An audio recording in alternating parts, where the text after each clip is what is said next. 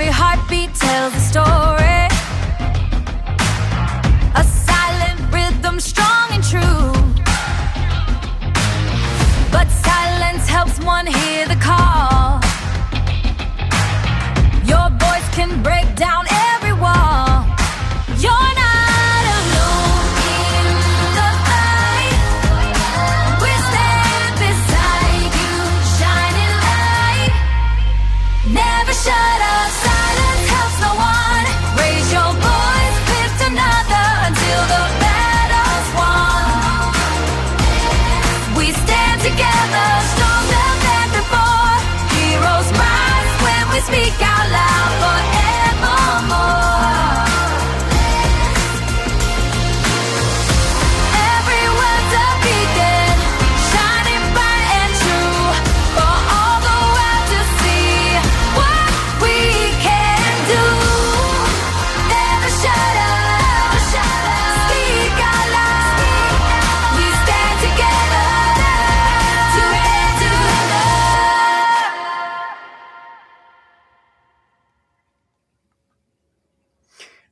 All right, we are back and we are starting segment 4, which means hour 10. And so, you can already tell Kelly that it's getting a little bit later in the day because math is already fallen flat and everything else is just starting to fade a little bit. So I know that I have a break coming up at 8 o'clock your time, and I just keep looking at the clock going, it's not moving fast enough towards 8. It's not. So, um, hey, everybody, welcome back to Mission for Healthy Heroes. Uh, I am being joined now by somebody who has a story that she wanted to share with us. And we were very, very careful with this because it involves a family member that's no longer with us. So, we tried to take the precautions. We tried to make sure that everything was okay. Kelly Doyle, you went through your family and they graciously accepted our offer for you guys to share your story about Zach. Can you go on ahead and tell us your story, please? Oh, absolutely. So my name is Kelly, and I grew up in my hometown with 7 cousins and one that moved up from the south. So we're big on family here. And then, really, I mean, my cousins are more like siblings, the ones I grew up with closely. And one of those cousins is Zach Solomons, and we were about 3 years apart. And we just, really had all those childhood memories together of camping, family barbecues, holidays, birthdays, kind of you name it. We were all together for. So um, later on in his life, he did join the Marines. Well, he joined when he was 18. So he was always playing with Army men when he was younger. So really just kind of ran ahead with it, and he was in the 311. He was in specifically the 19 battalion. Their nickname is actually called the Walking Dead, kind of similar to the show. And on April 4th, 2016, unfortunately, he had passed away. He had taken his own life, which was a complete shock to the family. I mean, I myself had talked to him about 3 days before. Closer family members had talked with him just the day before. So, I was hoping that if I could share a little bit about our journey going through that grief, it may help other families out there that are going through similar struggles. I would hate for another family to have to go through what we did, but that's, I feel like, an unfortunate reality that a lot of families are in. So, I just wanted to spread a message of hope, of resilience. There are resources out there to help. And at this point, we're about 10 years out from losing him. So, it's definitely difficult. I don't want to, try to paint it as anything less than that. Um, but really just my journey through grief, was maybe a little bit different than the usual. So I approached it from a kind of a three prong approach, and one part was intellectual. So I tried to find any sort of book that was close to, as close as I can, subject matter wise. And I found a really great book called Resilience by Eric Greitens. And it's written by a veteran in order to help other veterans. And it's written in the style of letters back and forth between friends. And the friend that he is writing to, his brother has committed suicide. So it was just about as close as I could get to my situation, reading material wise, and that helped me so much.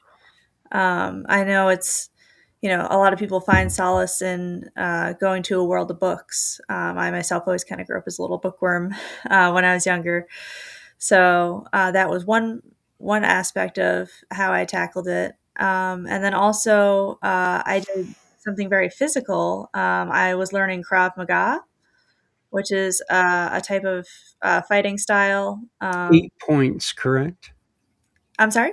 The style of 8 points, or Well, that's definitely part of it. It takes a little piece of kind of all different fighting styles mhm. and puts it just purely in a self defense format, and that was really great because there was a lot of feeling. I mean, first of all, in a situation like that, there's just so many feelings. It's overwhelming. You can often, feel like you kind of got taken under by a wave in the ocean. I grew up near the beach, so, um, part of that was anger, and a great way of a healthy outlet of dealing with that is doing something physical, and you're learning something, which is nice. And then the last, method I used that was very helpful to me was grief counseling.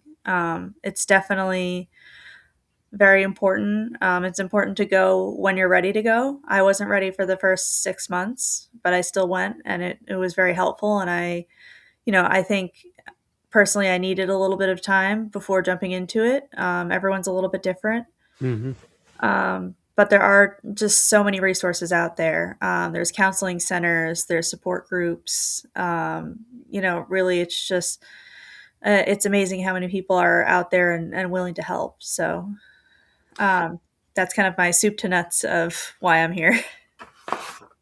2 questions, different directions, same subject.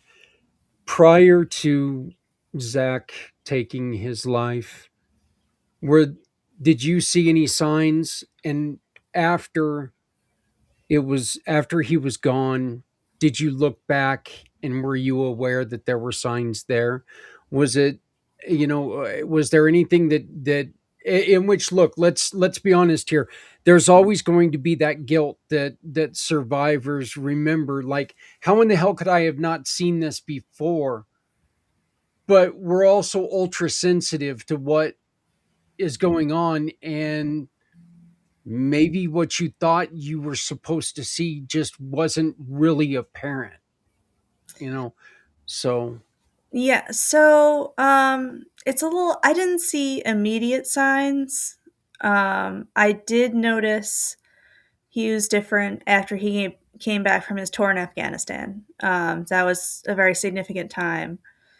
A lot of action over there. So, I did notice he was a lot more reserved, and it's just a little out of character for him because he was kind of very much a life of the party person. Yeah, I and that was maybe a few years before, a couple of years before it had happened, but definitely I think that was something that affected him very deeply.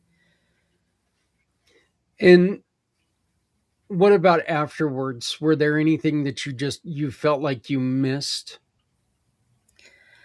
Um, Personally, no, I don't No. feel like there Okay. was things that I miss. I he never really expressed to me any any sort of emotions going towards that. We just kind of talked about lighthearted things, about, visiting North Carolina again, things in the future too, that we had talked about. So, yeah, I mean, it wasn't expressed to me specifically, but, sometimes I think when you talk to people, even if you're going through something, you might just want to keep it a little light just to have a light conversation. So it could have been something like that. When you talk to your family, Kelly, does anybody is anybody sitting there saying, I wish I would have listened closer to what he's saying? Is there anybody who feels like, and again, this is not trying to pick on anyone, but is there anything is there anyone who is feeling guilty because they missed something? And how can we support them to make them understand that no, it's not, you know, that this is not your fault. You had nothing to do with this. Yeah, I think that's honestly a natural impulse to have Hmm. in that scenario. Really, because I mean, I felt it. I'm sure my other family members felt it. Just, all of us felt like, how could we possibly miss this? Right. It's not something that he had ever struggled with in the past. It was very sudden. We just, I mean, hit us like a ton of bricks. So, yeah, I mean, I think there's always a little bit of that hindsight bias of, oh, maybe something here or there. But I think that's a natural part of the grieving process, how they have stages of grief. I think specifically for this type of grief, because each type of grief is a little bit different. There is that kind of either a survivor guilt or a guilt of like, I feel like I might have missed something. So definitely the feeling of I wish they had just reached out to me, if Hmm. they're, I would encourage, anyone that's struggling mentally to, reach out. Sometimes they call it a buddy check. But that doesn't just have to be on, I believe it's in October. Doesn't just have to be that one day in October. That should be something that we practice with friends, that, oh, check in with them, make sure they're good, as much as they're willing to share. That actually kind of brings up a point that, I appreciate what they do with like the monthly celebrations or, the celebration of the day or something like that. But I wonder if sometimes they kind of do a disservice to what we should be doing every day. Something like, we are talking about this and checking in with somebody that, hey, I haven't heard from this guy in a couple days, and that's not normal. Instead of thinking, having to be reminded by a monthly celebration, isn't this something that, we should learn in our hearts that we should be doing? And do you take more precautions? Do you check in with people more now? Have you found yourself doing that? Yeah, I definitely think I check in with people more now. I mean, it wasn't something I was terribly absent about beforehand, Right. but if I know someone is struggling, they are, absolutely, someone that I make a point to reach out to and just, see if they want to talk, see if they need to vent, kind of whatever is needed, because it's really, there's so many different scenarios, not, even outside of, just in life. So I always try to reach out to family and friends. I mean, a lot of family members I just, regularly call just to talk and, just regular talking. But, also if I know they're going through a particularly rough time, I'm reaching out more. I always try to. I know we all get busy with our own lives, but I think if you make a habit of it, maybe it starts with having a little post-it note on your phone that reminds you every couple of weeks or something, or a month. Oh, check in on so and so. Make sure to call them, or that sort of thing. So. And Kelly, what would be one thing that you would like to get across to family members, that that they really need to pay closer attention to? Um, I think overall, just really valuing that mental health, and really making sure to take good care of of your emotional health. Making something like therapy um, not like a daunting thing, or something that's very accepted. Because I've benefited from going to therapy in my life. And there's plenty of people out there that have strongly benefited from therapy, but I feel like there is Yeah. still a little bit of a stigma with it. So I think just making it an open, inclusive space where people are open to talk really goes a long way. We've always been a very open family. We're a bunch of hippies, so I feel like we had that, and it was tough because we really just were blindsided. So, but for the average everyday, just making sure to take care of yourselves and take care of you the best that you can. And if you need help, reach out. It's always good to get another perspective, or just have someone to talk to. Sometimes you just need to vent. How important has your family been to each other during this time? And what are some of the things that you and your family have done to help each other heal? Well, we've always been very close, Yeah. so that's never changed. We do have, a couple family members down in North Carolina now, so we're in New York, so it's a little farther away, but that doesn't change how close we are, and making sure to have regular phone calls and Snapchats, and everything about um, you know just making sure everyone's good. I still feel like they're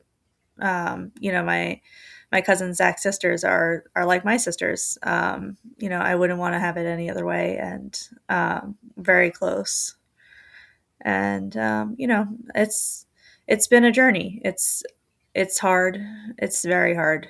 Um, there's definitely points where you pray for numbness because that's easier to deal with at times. But I just wanted to make the message out there that like you can get through it, and you can work through it. It's never something you're going to get over, but it's something you can work through. Yeah. Yeah. That is a point that I don't think enough people appreciate. That this isn't something that you get over. This isn't um, this isn't a you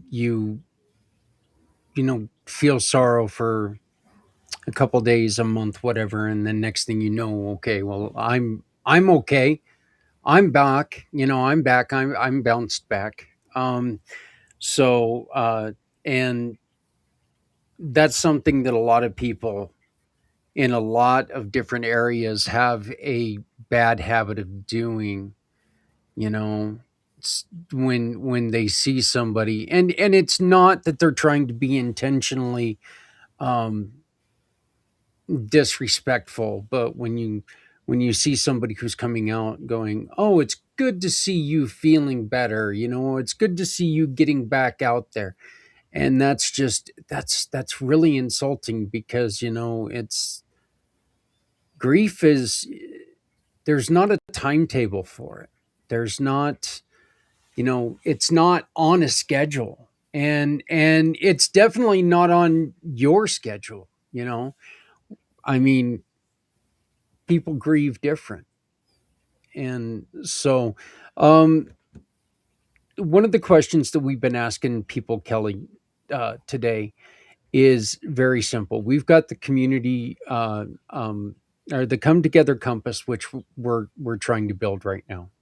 Okay, and the Come Together Compass is going to be a program that is going to uh, do our best to connect people to what they need when they need it. If I were to come to you, in which I am, if I were going to come to you and I would say, Kelly, what is one thing that we need to make sure the Come Together Compass does? What would that be? Um, there's so many things to think of, with that, but I would say, just given our conversation here, access to mental health services, I would say, would be kind of my number one, because it is so hard, if someone can't afford counseling but desperately needs counseling. There's definitely a lot of people out there like that, of like, oh, I can't go to therapy, it's too expensive. So affordable access to it would be amazing. So maybe there might be therapists in the area that could do a little pro bono Yeah. work, that sort of thing. Yeah, that's one of the things that we are definitely trying to figure out is how to try to get people who would volunteer some time for those who are struggling a little bit more. But was Zach still in the service or was he back home? He was actively in the service. He was stationed in Pendleton and San Diego. Okay. And I am very, very sorry for your loss. I am extremely um thankful that you would come here and you would share this story with us on this day. This is one of the conversations that, look, it's not an easy conversation to have, and this is one of the times that I talk about that. I sit here after listening to this story, and I'm like going, you know, I feel like we need to make more impact, but it's hard to it's hard to sit there and let you go because I wish I could do more for you and your family. I wish there was something that we could do. But right now all I can say is, we are here if you ever need to talk, or anyone in your family. I've until the compass is up and running, I vowed that I'm going to do my best to be the best listener I can be, quite frankly. And I would love to do that and try to help anybody that we could. If you I'm going to open up the mic to you, and I'm going to ask you, Kelly, please say something to the community, and say what you need to say, and please let your heart lead the way. Thank you so much, Zach. I really appreciate it. And, thank you so much for hosting this amazing podcast. I'm really, you never know who it's reaching. So, Yeah. you know, to all the listeners out there, thank you for listening. Very, very much appreciated. And especially thank you to my family and friends that are listening now. I love you all. And I value your support and love so, so highly. So a message, that I would like to get out, is I have a few tips for grief, which I know sounds a little strange, but when I was struggling with it, I was like, but what can I actually tangibly do? Because it's hard to find stuff to do. There's everyone has their condolences and everything, but which are very much appreciated. But day to day, you're just kind of like looking to do something. So Mhm. the best advice that I received, and something that I kind of lived by during that time, was to make peace with yourself at least once a day, even if it's for 5 minutes. And it could be, whatever you want it to mean. So for me, that was I was working outside a lot and eating lunch in parks. So for me, I went on the swings every day because that's something that Zach and I did when we were kids. And that was, my kind of connection to him and a peaceful way of connecting. So I would recommend that, for anyone. I did write it down. Also doing tangible things like crafting or, some sort of hobby that you could just it helps get your mind off things. I know you might not have the initial motivation to do something, but maybe if there's like an old hobby that you used to enjoy, reigniting that a little bit does help. Um, and then, like I said before, using your resources. So, maybe maybe you find a support group in the area, or online. There's so many resources online, and it's really the accessible part. You know, you just need a phone. It doesn't need to be a computer, but you can find help online. You know, fairly easily. You know, maybe there's a Facebook group, a meetup group, that sort of thing. So, you know, that's if that's something that you're open to. You know, do what you're comfortable with, but try to push a little bit of a boundary though, and do something a little uncomfortable because sometimes you might find it's really helpful and you weren't anticipating that. Um, oh, also, this is an important one that's not usually talked about with grief. Um, Try to laugh when you can. They don't come super often, so um, I I know that sounds strange to say, but if there's something, you know, watching a funny video or talking, you know, some old memories with friends or something. I mean, I remember, you know, at Zach's funeral, I heard the bagpipes and I was immediately upset, and and I was hugging my brother, and someone had come up to me and tapped me on the shoulder, and is obviously someone that doesn't really know our family, and she's like, "Are you Zach's mom?" And I'm like, "Well, I'm only 3 years older than him, so no." But it made me laugh. It really did, like, it broke the tension. So, It, um, yeah. that I that was yeah, that was probably quite that was probably quite a shock for somebody who's already sitting there and not feeling great. Is that? But you know what? As far as it not it maybe being a little strange, I don't think it is. I think it's a beautiful suggestion. You don't have to feel guilty, you know, to to want to make look, the grief is going to be part of your life. You know it's going to be there. You know it's part of who you are now. You can't be guilty to enjoy other things in life, or it's going to be hard to get back to normal. So Kelly, I want to thank you so very much, and I would love for you to continue to connect with me whenever you can. And let's do our best to stay in connection and see how we can help other people out there. Oh, absolutely. Yes, thank you so much, and thank you so much for the work you do for the community. I think it's really wonderful, so Well, I appreciate it. I hope to talk to you again next week. So I'll be reaching out to you next week, just to say thank you and see how else I can help you out. But I greatly appreciate you joining us today on Mission for Healthy Heroes.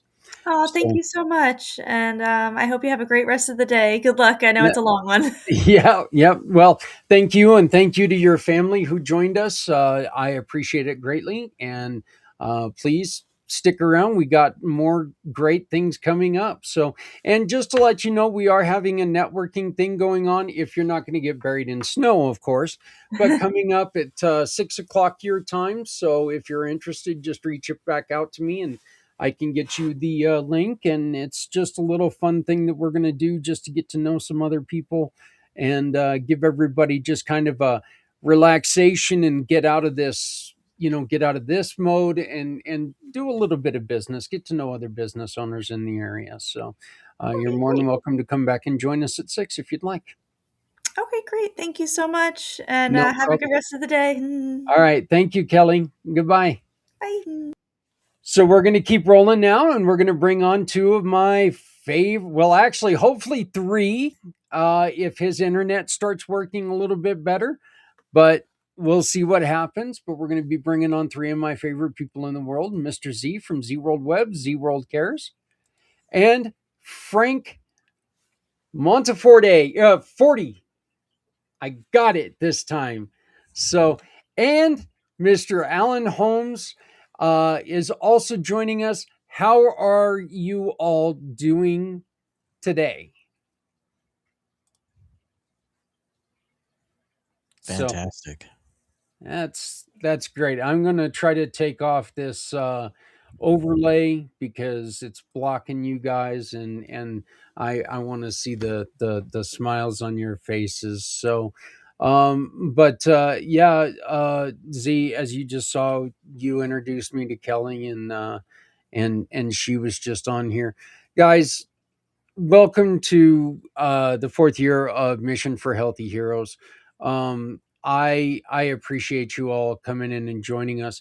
Z, one of the reasons I brought you on, and this is something that we didn't talk about a lot last year, and this is something very important.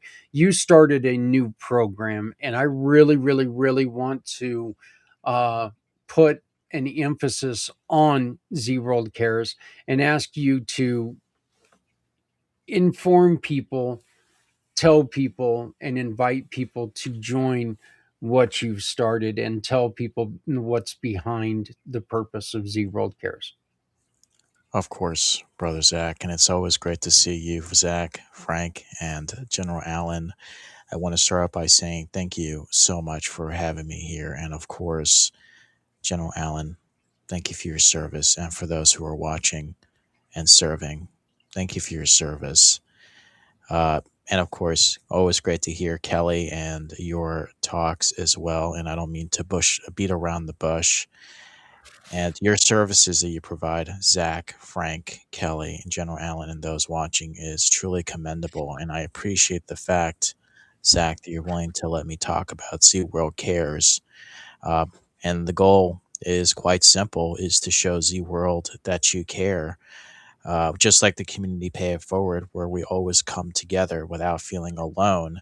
And these nonprofits have the right to share their mission to Z World while showing everyone here watching to show that they care about doing good for our veterans, survivors of human trafficking, and bringing awareness to many other causes that are not often talked about in the media, such as our planet slowly dying, our animal kingdom, or our animal species on the verge of extinction, and of course our wildlife as well. All plant lives matter as well, and there's the lack of awareness with the Americans with Disabilities Act. And while some are profiting from those services, there are people like yourselves who are bringing awareness to it and doing good for those who are immobily challenged and want to feel who are equals in their own rights. So Z World Cares is mainly about uh, allowing nonprofits to accept donations, find sponsors, volunteers, and more importantly, show Z World that you care while sharing their mission to make Z World a better place. If I could just plug this in as well, there is a U.S. Army veteran that I like to spotlight. Her name is Dr. Helen. She has experience being a pharmaceutical doctor as well as a U.S. Army veteran. And if you'd like to learn more about her services, please visit www.cepharmacyservices.com, because no veteran should ever have to wait 7 to 9 weeks for a refill on their prescriptions or more. That's all I have to say. And thank you, Zach, for what you're doing to bring awareness in this 22-hour podcast. Yeah, well, Z, you are one of the you're one of the people who have been around the entire time that this show has been up and running. So I greatly appreciate that you participate every year. Frank, you are joining us for the first time, and we've also got some very special news, and something that we're very, very happy about. Frank has joined the Mission Partners. Frank is now a part of the community pay. Frank is a giving partner, part of the community pay it forward family. So we welcome you to the family, which means when you do business with Frank, he's going to donate a portion of what you pay him back to us, and we're going to together make a donation to a mission that you choose. Somebody has asked us for help, and you get to choose where that money goes simply by calling on Frank and hiring this wonderful man, and just strengthening yourself and strengthening your, well, just yourself. I mean, really, yourself, your business, and your life. But Frank, how are you doing today, my friend? Can you tell people a little bit about your coaching program? I will. I will. And thank you very much. I'm in the process of, I guess I'll call it onboarding to the community Pay It Forward. Um, so, my name is Frank Monteforti. I am from FJM Life and Career Coaching. I try to help people with effective methods that have some issues in their lives. It could be they want to change a job. It could be they want to have a better relationship with their children. It could be they want to figure out how to manage their finances. Um, it could be they just want to get to know themselves better. So there's a broad brush there. But on my business card, if somebody contacts me, I send them, and it's basically I just ask people to share what's on their mind, because what I've done is realize also when you put yourself out there to help people, you're also being very vulnerable about yourself, because you have to, I feel that you have to be opened. Your mind has to be opened and your heart has to be open to actually listen and authentically listen to what someone says, because that person on all different various levels are stepping way outside of their comfort zone. Some people are very nervous, they're very scared, there's insecurities that come up, there's past emotions that brought them to this point to improve themselves. I could talk a long time about it, but all that being said, I feel really good that I can do it. I've done it and I've been doing it because I needed help myself. Um, we all go through things in life. We all carry suitcases with baggage in them that we hide here and there like we don't have any, but we all have them. And when you open the suitcase and you deal with the baggage that's inside of it, you're also a lot lighter now. You're not carrying that with you anymore. It doesn't have to define who you are, and it gives you an opportunity to use that to step up, move forward, and you really don't forget about all that stuff, but it doesn't affect you how you currently live your life every day. It makes people, I've seen people change to become much more confident. I've seen them uh, grow their personalities. I don't want to say they change, but they just utilize all the things that they buried about their personalities. I've learned that when we're growing up, we're happy people, we're young kids, we play, we have fun, we go to school. And then as we get older, for some reason, we're taught by whether it's a teacher, a professor, a parent, a grandparent, an aunt, or an uncle, or even a cousin. No, you can't be that happy. No, that's not so much. But if you look at a kid anywhere from 2 years old to 5 or 6 years old, that's the way you should be at 75 years old, because you're free. You're free to be who you are. And that's what I try to help people to be who they are, to be happy, joyous, and free. So I hope that covered what you were looking for. That that actually was beautiful. And Frank, I will come back to you because I got a question to ask. I think it'll carry over from our last guest really well. But first, I'd like to bring in Mr. Alan Holmes, a wonderful, wonderful, wonderful man, a great friend, family partner, and somebody who understands the trials that the veterans go through with mental health and um, both in veterans and in civilians. Alan, you've got an unfortunate experience on both sides of that. So, but can you please take and introduce yourself and talk a little bit about your journey?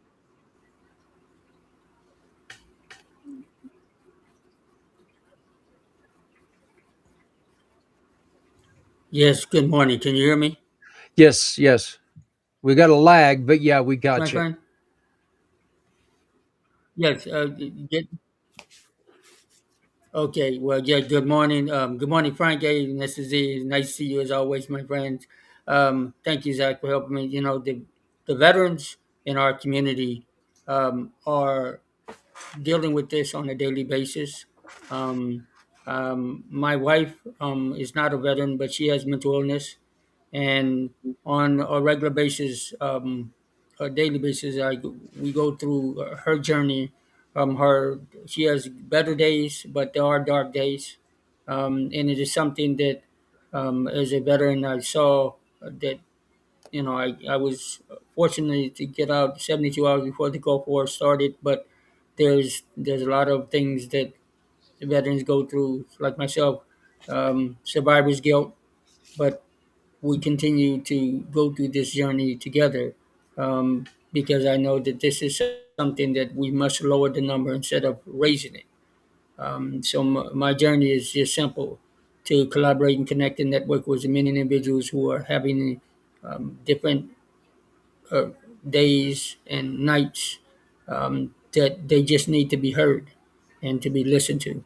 And that's what we're here to support, the veterans and as well as their families, because when they say when a veteran serves, a family serves as well.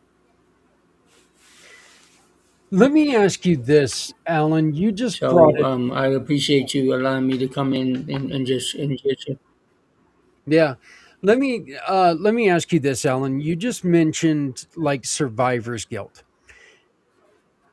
Survivor's guilt to a lot of people is basically somebody saying, you know,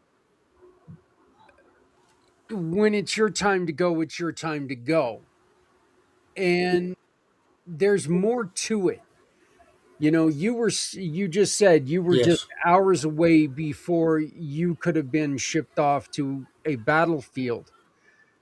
That's not yeah, maybe it was the luck of the draw, but that's not the way that you're going to look at it because you have friends that weren't quote unquote lucky and that didn't come home.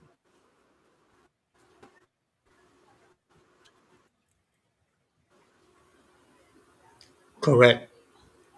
Yeah, that's something that veterans carry every day with them.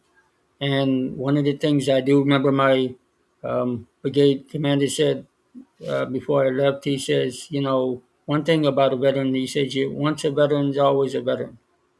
So always remember that, to take care of one, and whether they're Operation Desert Storm or a Korean War or World War III, you always remember a veteran to respect it, and um, that's what's so tough. But we constantly learn to live with. So this is the greatest country in the world, and right now with everything going on, especially the Olympics, the beauty part of it is you're seeing the world at its best. If we just put aside all the other things that's going on, the veterans is, I know they're smiling because you're getting to see the representation of our great Olympians and skiing, and that's who we are. I guess that's what I'm trying to say is veterans. We always remember, whether it be the veterans or their families or the individuals who are representing the families, and then in this case, the representatives of our great country and our great Olympians. I'm just going to say, because I feel obligated to say this, you can also add in our gold medal winning men's and women's hockey teams. The men won their first gold medal in 46 Yeah, I years. know. I know. 46 years, the first gold medal in 46 years. And it was New Jersey Devil Jack Hughes who scored the winning goal. So Awesome, awesome, awesome. But yeah, so just not going off onto a tangent, but I'm going to go off onto a tangent. It's my New Jersey Devils, damn it! I'm going to cheer about it. So, Frank, I don't know how much you really want to get into the reason uh, behind this question, but you and your wife, something that you experienced, and you had mentioned that people heal differently, people grieve differently, and you and your wife are living proof of that because you had a situation where um you both had different ways to grieve, and Hmm. and Hmm. to and to move yourself towards a I don't want to say way place of healing, because you can't heal from what you lost. I mean, but a place of normalcy, the new normalcy. Hmm. Hmm. Um, it's a place of acceptance, whether you're accepting it uh, in a healthy way or in a negative way. Or the other way would be that this is what happened to me in my life, or sometimes people that go through this look for pity from other people. Um, so I don't know like how many people are watching other than the three of us, if anybody else is. So um, my daughter was sick for 5 years. She developed cancer and she passed away 7 years ago. She was 43 years old back then. She had three children. She was married, the American dream. Uh, my wife had been through this with her brother. So when my daughter was diagnosed, she more or less knew what was going to happen. It's not a good thing. It's this. So to make a long story short, I tried to help her deal with what she was going through instead of letting her grieve the way she needed to grieve and allow me to grieve the way I needed to grieve. That's one of the reasons I became a life coach. She's improved a lot. I've improved a lot. We still have two other children. We still have our six grandkids, which three of them are hers. And life goes on, it doesn't stop. Yeah. You do feel like it, it changes. And I'm I love my daughter like she's alive every day. I speak to her. I enjoy her children, and I enjoy her uh, because I still anyway, love her like she's here, um, and that never goes away. Even if I've had issues with my other children when they were growing up, even with her. And one of the things I learned is that your children cannot stop you from loving them. They may say all these things, but they can't stop you from loving them. So, They can try. They yeah. can try. So, to that being said, though, that I also have helped people uh, that have been through that. It's kind of weird, but I have like four friends in the neighborhood where I live that lost children, all different. My daughter was sick. One of my friends lost his kid in a car accident. Another one was had a heart attack, and we knew what was happening.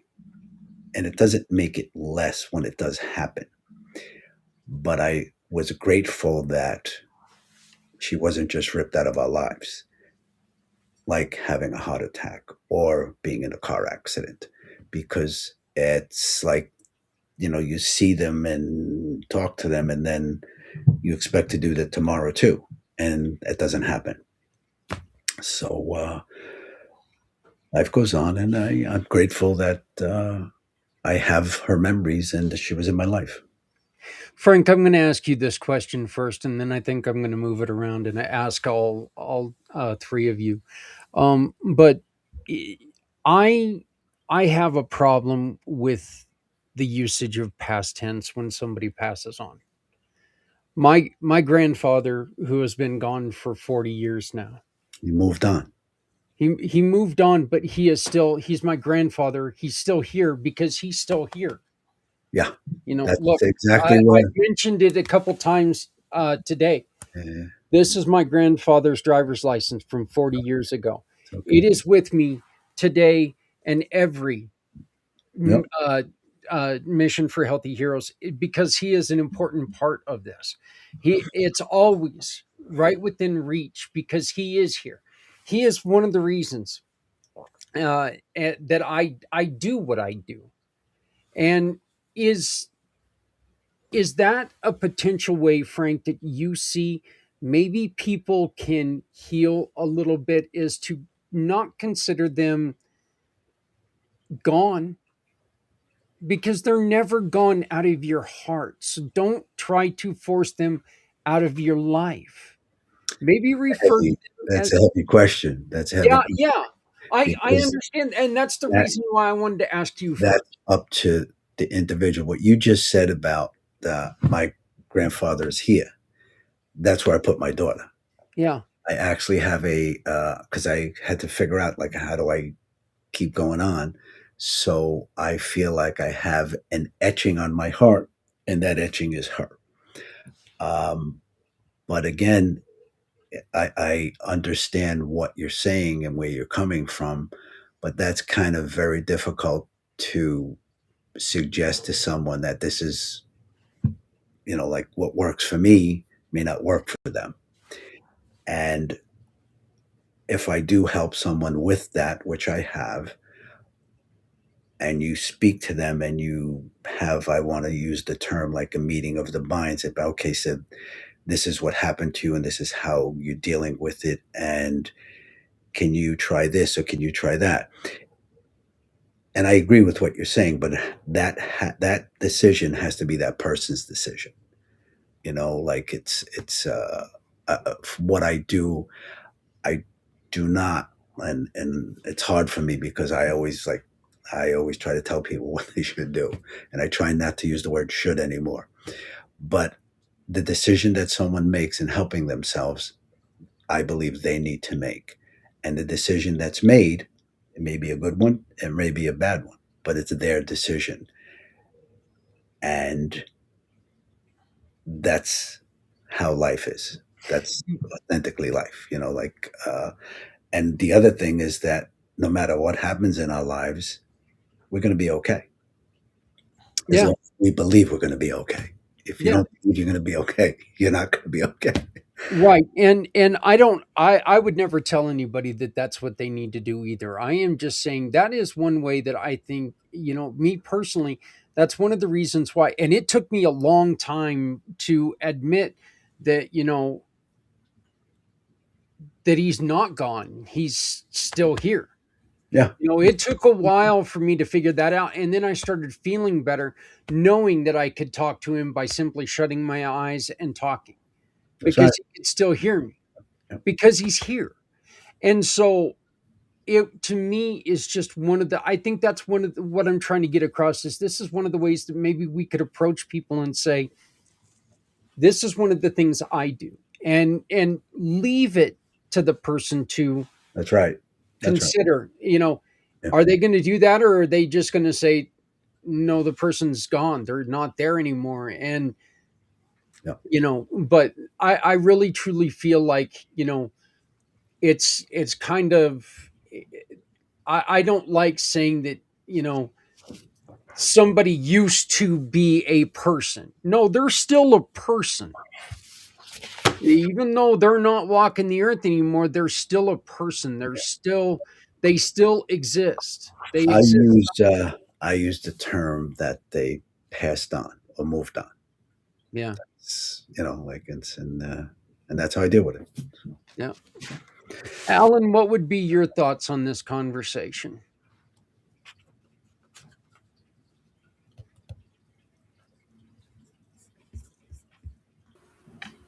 Uh, well, you know, when it comes to the conversation of someone and loved one, I had the unfortunate situation of having to do with my brother-in-law. He was taken through a hit and run, um, and it's coming up. March of this year will be 6 years. And every time I see another story, it reminds me. I have to relive it. Um, so, like yourselves, I don't try to suggest anybody on what they should do, but what I do know that they are always here. Um, my I carry my brother-in-law's wallet. He was probably among his things, so that's it's kind of he's with me every day, and that's one of the things that drives me and my wife as a person, as a community. Because one thing about um, my brother-in-law, he was a missionary, and he was constantly always helping others. And so I see it in his sister and my wife every day. And it's just a conversation. And sometimes it's almost just like a car or a vehicle. You have to back up and you have to go forward, and you can't, a person, I don't want to say can't. You just have to be very careful on how you say it. And you can. I've learned to read faces. If it gets too deep, then I back up and kind of just remember the good times. And that's what we try to tell people, to remember the good times, even if the conversation starts going in a direction where it gets very sensitive. We kind of bring up, well, oh, that's favorite music or their favorite, um, Hmm. you know, That's right. favorite artist music, and I remember him playing the guitar at the time, and he would play. I said, "You can't sing," and I would joke with him. I said, "Please don't sing, but you can write." So he writes he writes his music and everything, and for me, he's a forever 49. And I agree with you. They're always here. That beyond it, every time I see something, and this would probably bring up that when then Elena probably collected this with her beyond the spirit world and her readings and everything. But I do know that the forces of someone actually being there always, that I believe 110%. They're looking over you. And Yeah. when it gets the toughest, that's them saying, okay, push a little bit, push a little bit further, push a little bit going. Well, I'm pretty That's their way of saying, hey, I've got you. Yeah, well, I'm pretty sure, and I think that you brought it up beautifully there. I'm pretty sure that they don't want you to hurt forever, and No, you're right. You're right. and I think that they want you to find the acceptance and find as I like the acceptance path there, Frank. I think that they would want you to find the acceptance as comfortably and as easy as you can find it, Yeah. and not force you into any other way. Frank, I know that you've got to leave. I just want to again thank you so very much for being part of this program, and I really want to welcome you to the family, and I'm Thank you. excited to begin this journey. So this is on now for another bunch of hours yet. Yep, we've still got another 12 hours from All right. right So like now. in 4 or 5 hours, I could come back to this link and come back on. It's going to be a different link, but actually, we're doing. If you check your email, Frank, There's at 4 o'clock, or I'm sorry, at six six. o'clock, Right. we're doing the family networking at 6 o'clock. So, Okay. and you do have a link in your email that I sent you yesterday for that, but I it will is a try. different link. I will try. It's nice to see everybody too. Yeah, it would be wonderful to see you again. And Frank, again, thank you for your vulnerability. Real quick, I've just got one question to ask you before I let you go, Frank.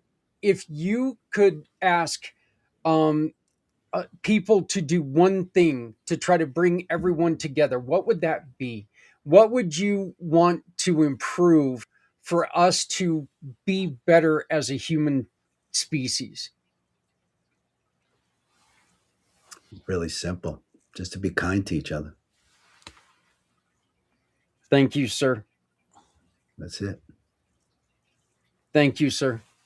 I appreciate it, Anybody's Frank. And I, foul weather, check on your neighbors. yes, Kind. that's actually check in is one of the things that we've got, and we've had two people mention checking in with people. So that Great. is definitely one of the things that we need to do. Frank, I know that you've got to go. Thank you so very much, and I hope to see you in a couple hours. Okay. Bye bye, guys. Goodbye. So, uh, Z, your opinion on what we're talking about right now? Very spot on. And this topic couldn't have come at a better time. A lot of things that you said with Frank and General Allen, um, the goal isn't just to be in pain for the rest of your life, but appreciate the good times that you have with them. You're probably too young to know her, but Betty White once said, always try to enjoy the good days because eventually they'll turn into goodbyes. And you don't want to just feel the pain because they wouldn't want you to feel the pain as well. And I couldn't agree with you more. And their legacy does live on, and the good times that you had with those loved ones. And I give you kudos, uh, Zach, for having your grandfather in your wallet to remember him in presence wherever you go, and with Frank's stitching of his daughter. And my condolences, and of course, General Allen, for your brother in law. Can't believe 6 years go by so quick, almost 6 years.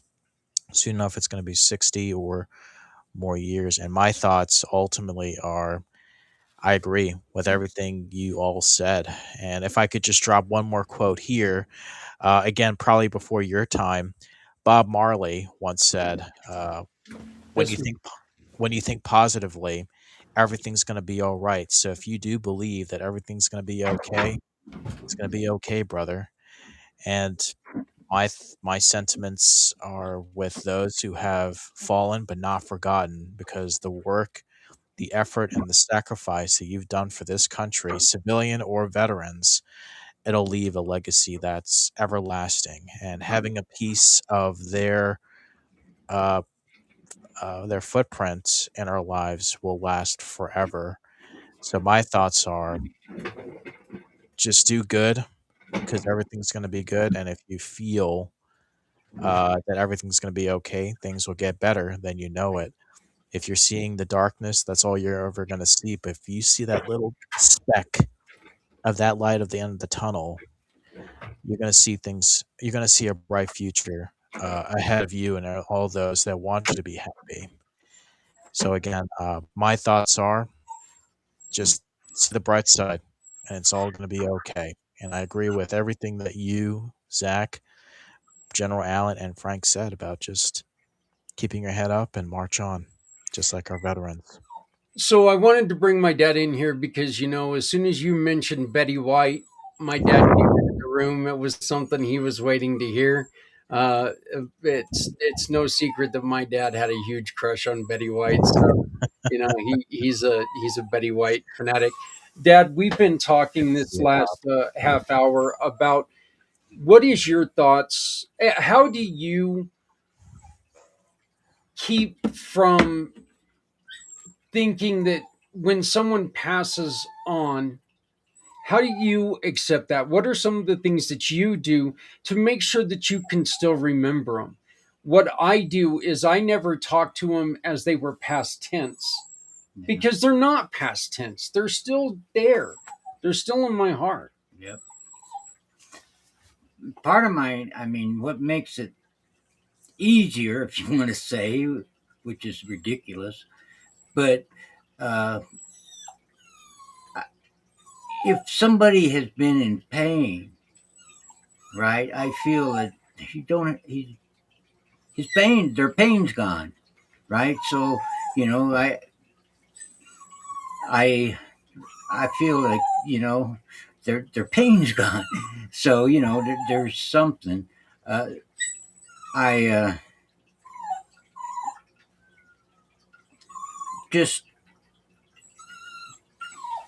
believe, I mean, I was raised on a farm, okay, so I know life and death. I've seen it before, and I think that kind of may have prepared me for some of the things that has happened. Maybe not. Who knows? Who knows? Well, I mean, I think that everybody, and I'm sorry about this, but I've got a little one who's freaking out right now. So uh, There they he's got to get in here and see Grandpa. Matter of fact, they all do. So he's going to get mobbed up here. But um, but anyway, I think in some ways our as we grow up, it really depends on we depend on being taught a lot of times how we accept things. You know, um, I've been I've been on my parents are I think my parents are truly opposite in the way that they deal with the loss of somebody. And so I've seen both ways, and I have a little bit of both ways. I know dad is very spiritual, and I know dad, one of the things that I like to do is I like to talk to my ghosts. I love going and sitting out in the Otis Cemetery and talking to my grandma, my cousin, my aunt, soon to be my Uncle Barry. As soon as we get him out there. But I like doing that. But then there's also that sadness at times that does hit, knowing that they're not physically on this plane, but they're. I always remember. That's when I try to always remember that what they may not be in human meat sack form anymore, but they are in the heart. And Alan, have you? What would you say to any of this?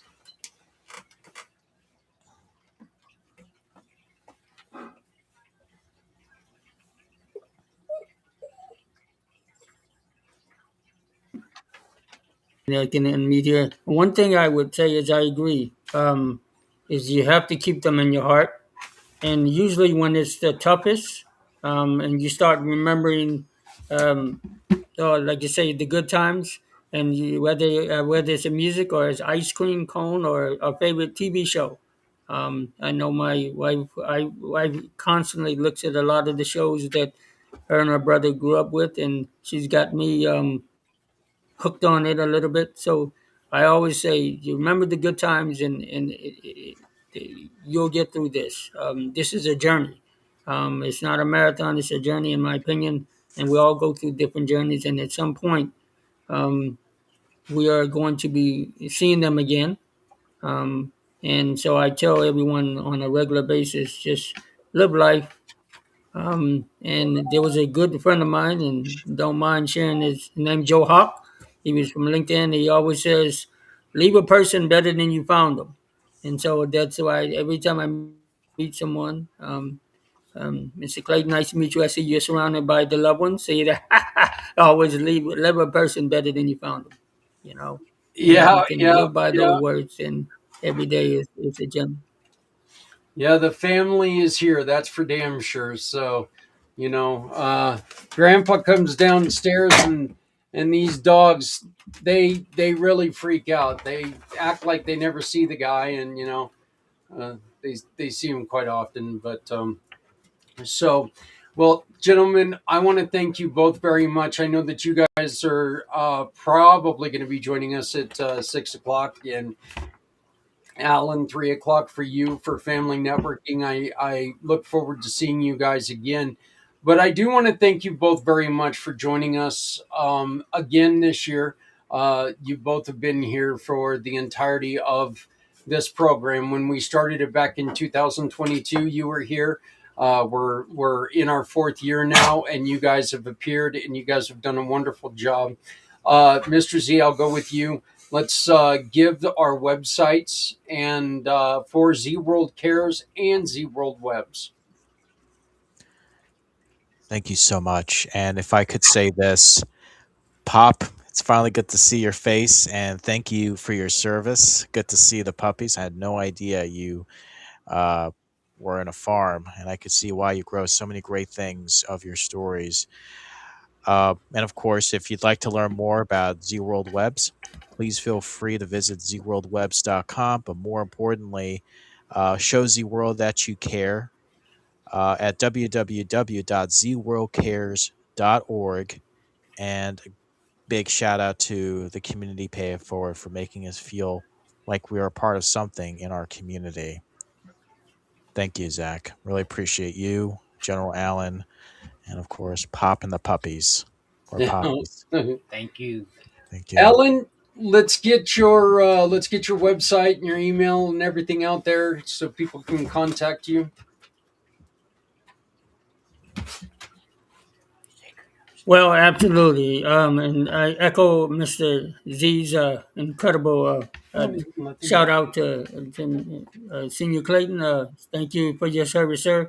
Um, my website is buildyourlegacywithallen.com or yourdestinybegins here.com. And I love the yourdestinybegins here.com website because Mr. Z is very humble, but he's the one who helped put that together with his greatness. And there's a little button on the resources for community pay it forward. So definitely check out that site and let me know how I can be of service to you and your family. But thank you, Zach, again for having us on this incredible journey for all the veterans and their families. I love you and I honor respect you. Thank you. Well, I absolutely love both of you, and I appreciate both of you so very much.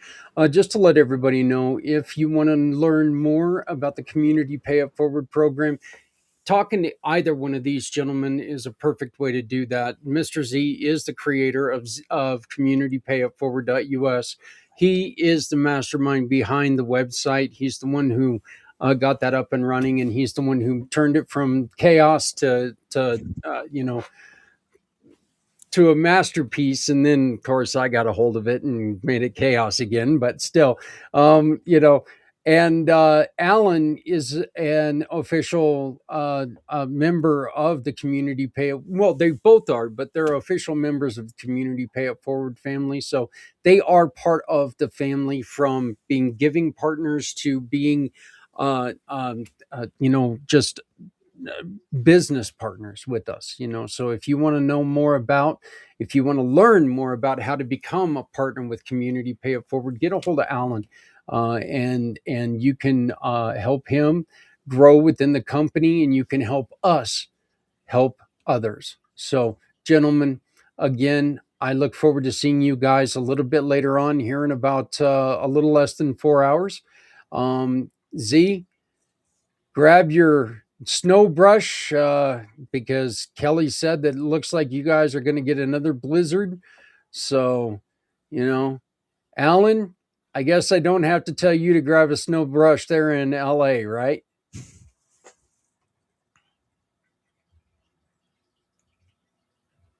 Oh, it's a warm 670 degrees, but that can change anytime now. So Oh, yeah, you could go all the way to 63. So it's 37 here in Colorado, but you know what? In 2 days, it's supposed to be back up to 70 and then drop the next day to 40. So, you know, ridiculousness. But anyway, gentlemen, thank you so very much to both of you. And I really do look forward to seeing you guys in a couple hours for family networking. So thank you. And we'll talk to you both soon. So, um, look, those are two, three, four of my favorite people in the world. Okay, you throw my dad in there, and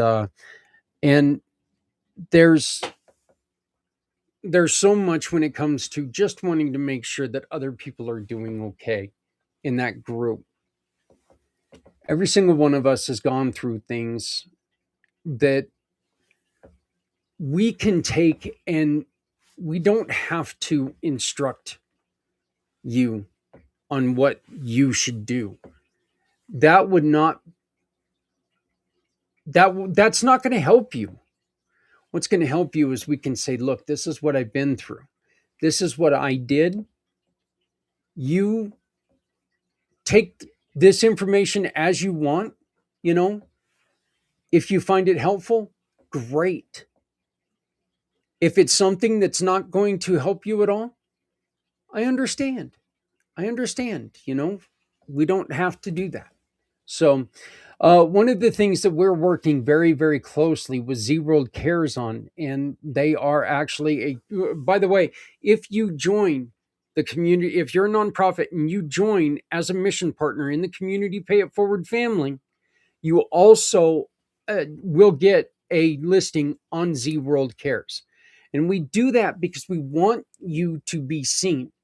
We've heard a couple people today talk about how small nonprofits just get buried. You listen to the individuals from over in Scotland this morning, and they were talking about how there are, which this number, you know what, is terrible. It's terrible. But when I heard what they said, that the estimate is 2,000 homeless vets in the UK right now. That number's terrible. Absolutely terrible. Our numbers dwarf that. And 5% of their homelessness are veterans. Folks, look at the percentage of veterans that are homeless in the United States. We have to work extremely hard to get to 5%. Look, the truth is, one homeless individual is too many. There are too many resources in the countries today that if we just could get people to them, maybe we could eradicate a lot of this stuff, a lot of the hunger, there are a lot of people out there doing a lot of work. There are a lot of people who are busting their ass every day trying to make lives better for people. If we can just, let me introduce you to this person. If we can guide people, if we can show them the way. Do you know how much good we could do?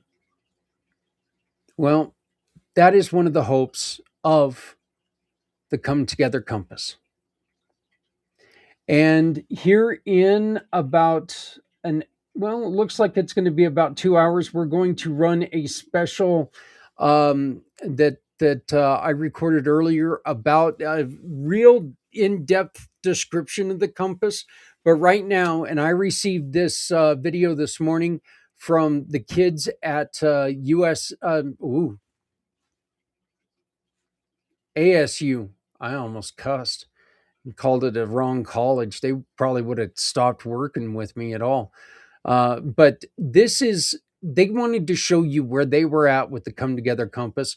This is about a 4-minute video. I hope you enjoy it.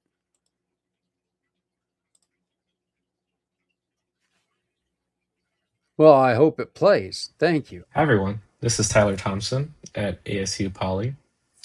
I'm here to talk to you about our project so far that we're really excited about. So what we have here is called the Come Together Compass. This is the product we're currently developing, of course. So I'd like to show you around and see kind of what the idea of the product is and how we think it can help people that are in need.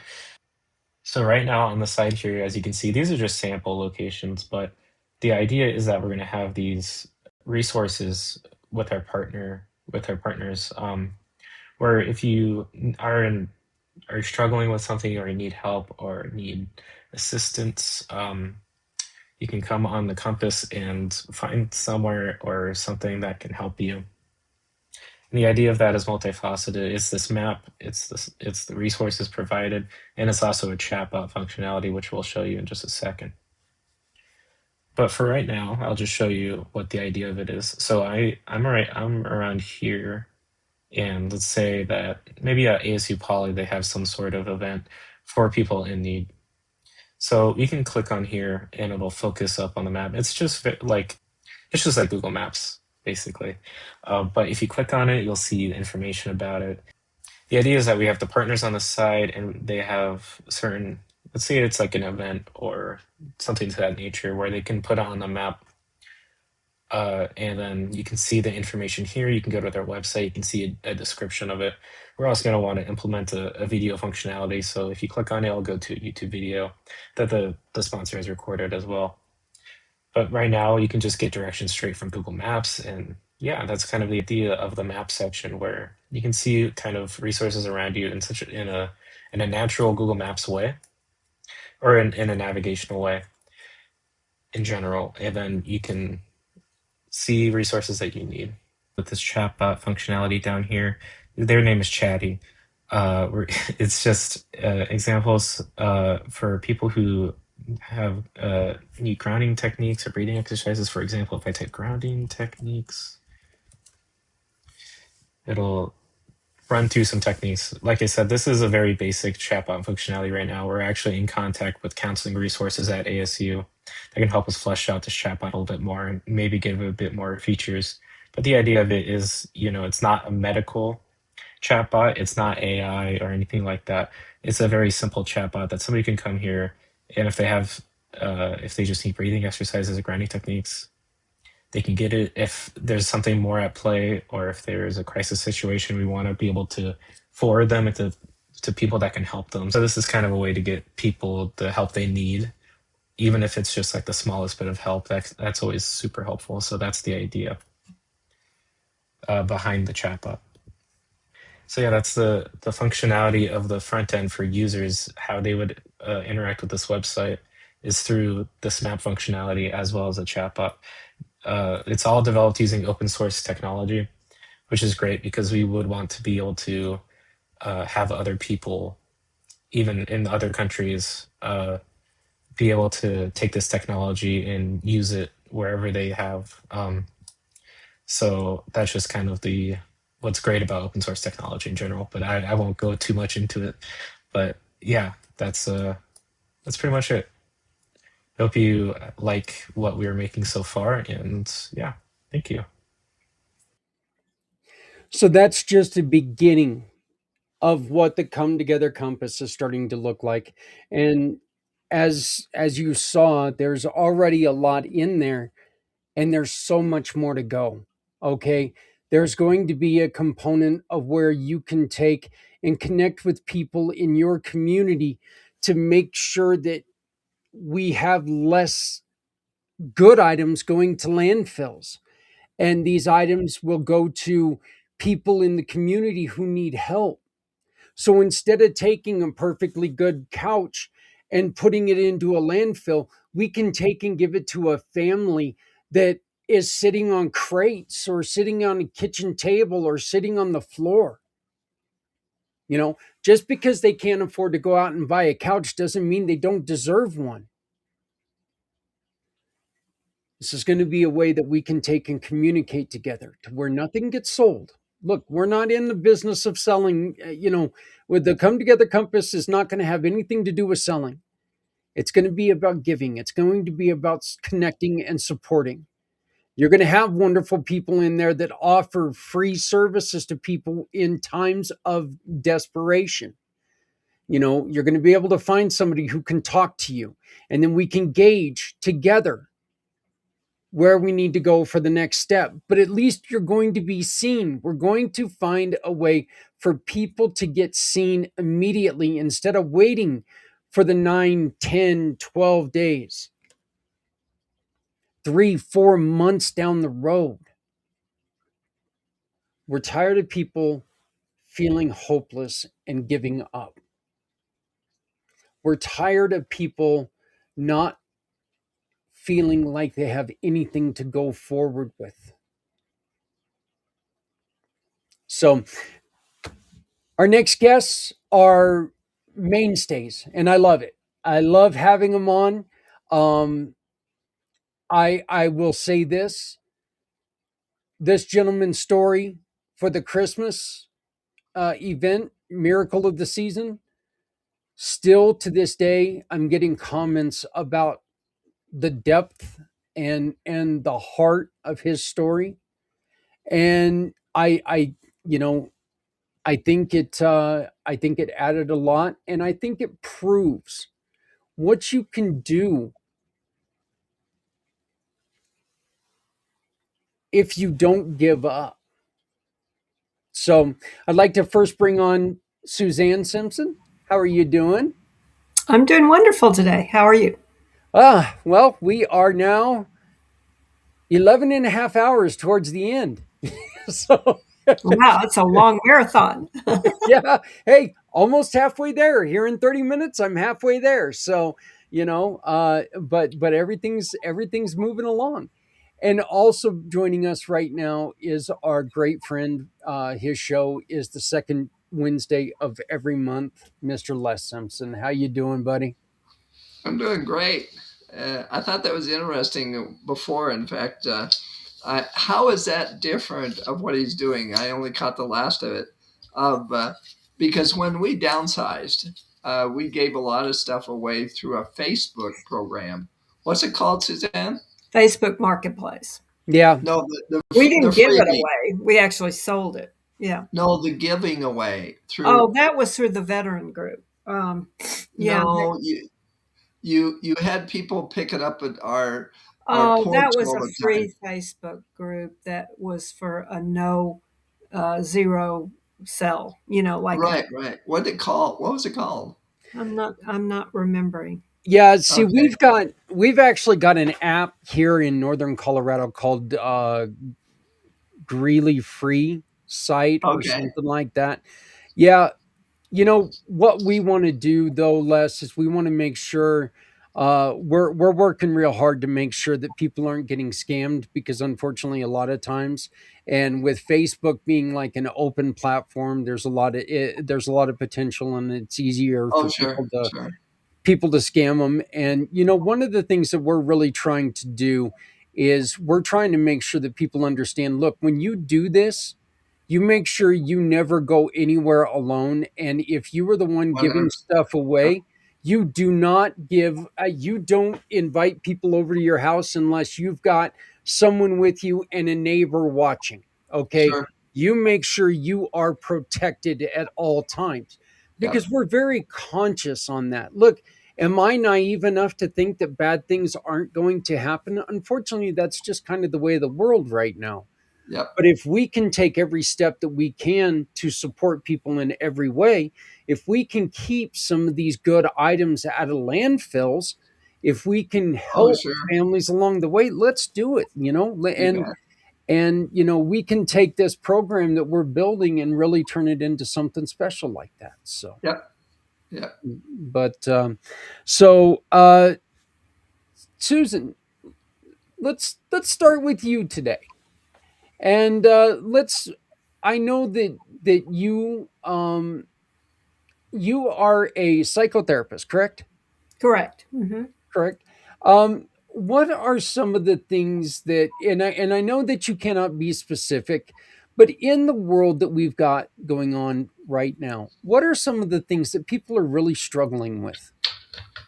I think that a lot of people today are concerned about the world and where we're headed, and they get consumed with maybe the politics of what's happening and get depressed. So Yeah. depression is anxiety is part of depression. I think that's what I see. I see people that are they call them stuck. Stuck in their muck, and they feel that they can't move on in life because they have some deep seated traumas that they've never maybe had to face. So that can create a lot of stress. Some people don't have purpose. They don't feel like their life has purpose because their career path has sort of led them to a dead end, or they don't really know themselves. They don't feel secure in their worthiness. I know one of the things that with the politics in general, and this is just it's I'm trying to find a nice way to say this, but I can't. It's just it's crazy to me that people will they'll believe anything that's thrown out there. And I've talked to people before. It's like, well, I just want to give up because there's nothing we can do, and the that's not the truth. We've got to do something. We've got to do something about all of our problems. Once again, if we could work, there's no reason why we can't help everyone. If we work together, there's no reason why. And look, we're never going to have a government where everyone gets along. That's,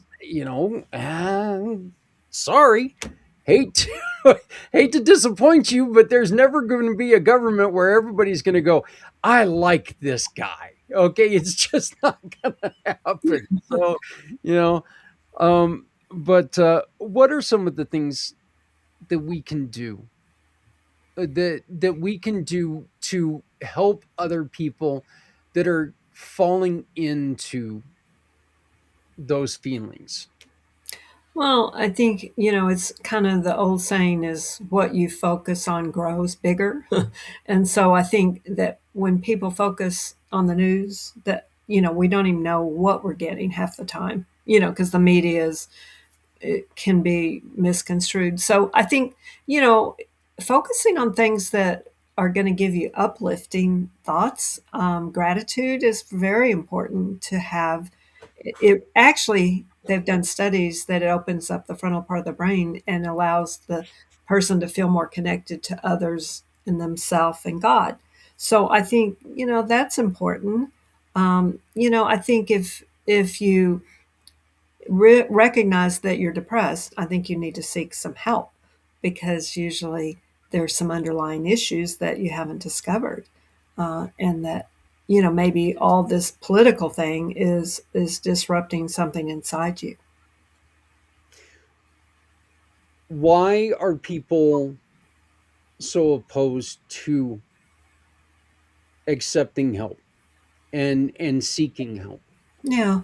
Well, that's a really good question. I think, there's self sufficiency. People think I can do this on my own, Yeah. or they don't want a stigma against them. But I mean, gosh, you know, if we don't get counsel, even the Bible says, seek out a number of counselors. So I think, we're to be dependent on people that can maybe have taken us through those problems, or maybe have been through the problems themselves, is what I meant to say. And then they can best steer you. So I think financial is a concern. A lot of people feel like they can't afford it. But I will say this: some of the methods I've learned are short term. I can teach them so they can do it on their own, and they don't necessarily have to go to, the veteran counseling, because sometimes they haven't learned some of these more, I guess, energy methods or things that really do move people through their emotions, because emotions shouldn't be avoided. They're God given, and you need to move through emotions. So if you've had post traumatic stress or you've had, a depression, it's really the absence of feeling. And that's what I think people need to understand, that it's not, you're not going to be stuck in it. You're going to be stuck in it if you stay there, if you don't seek out help. I'm going to ask you a question, and I'm going to ask you to correct me if I'm wrong here. Um, are insurance companies, should they take a majority of the blame because they are making it impossible for people to seek help?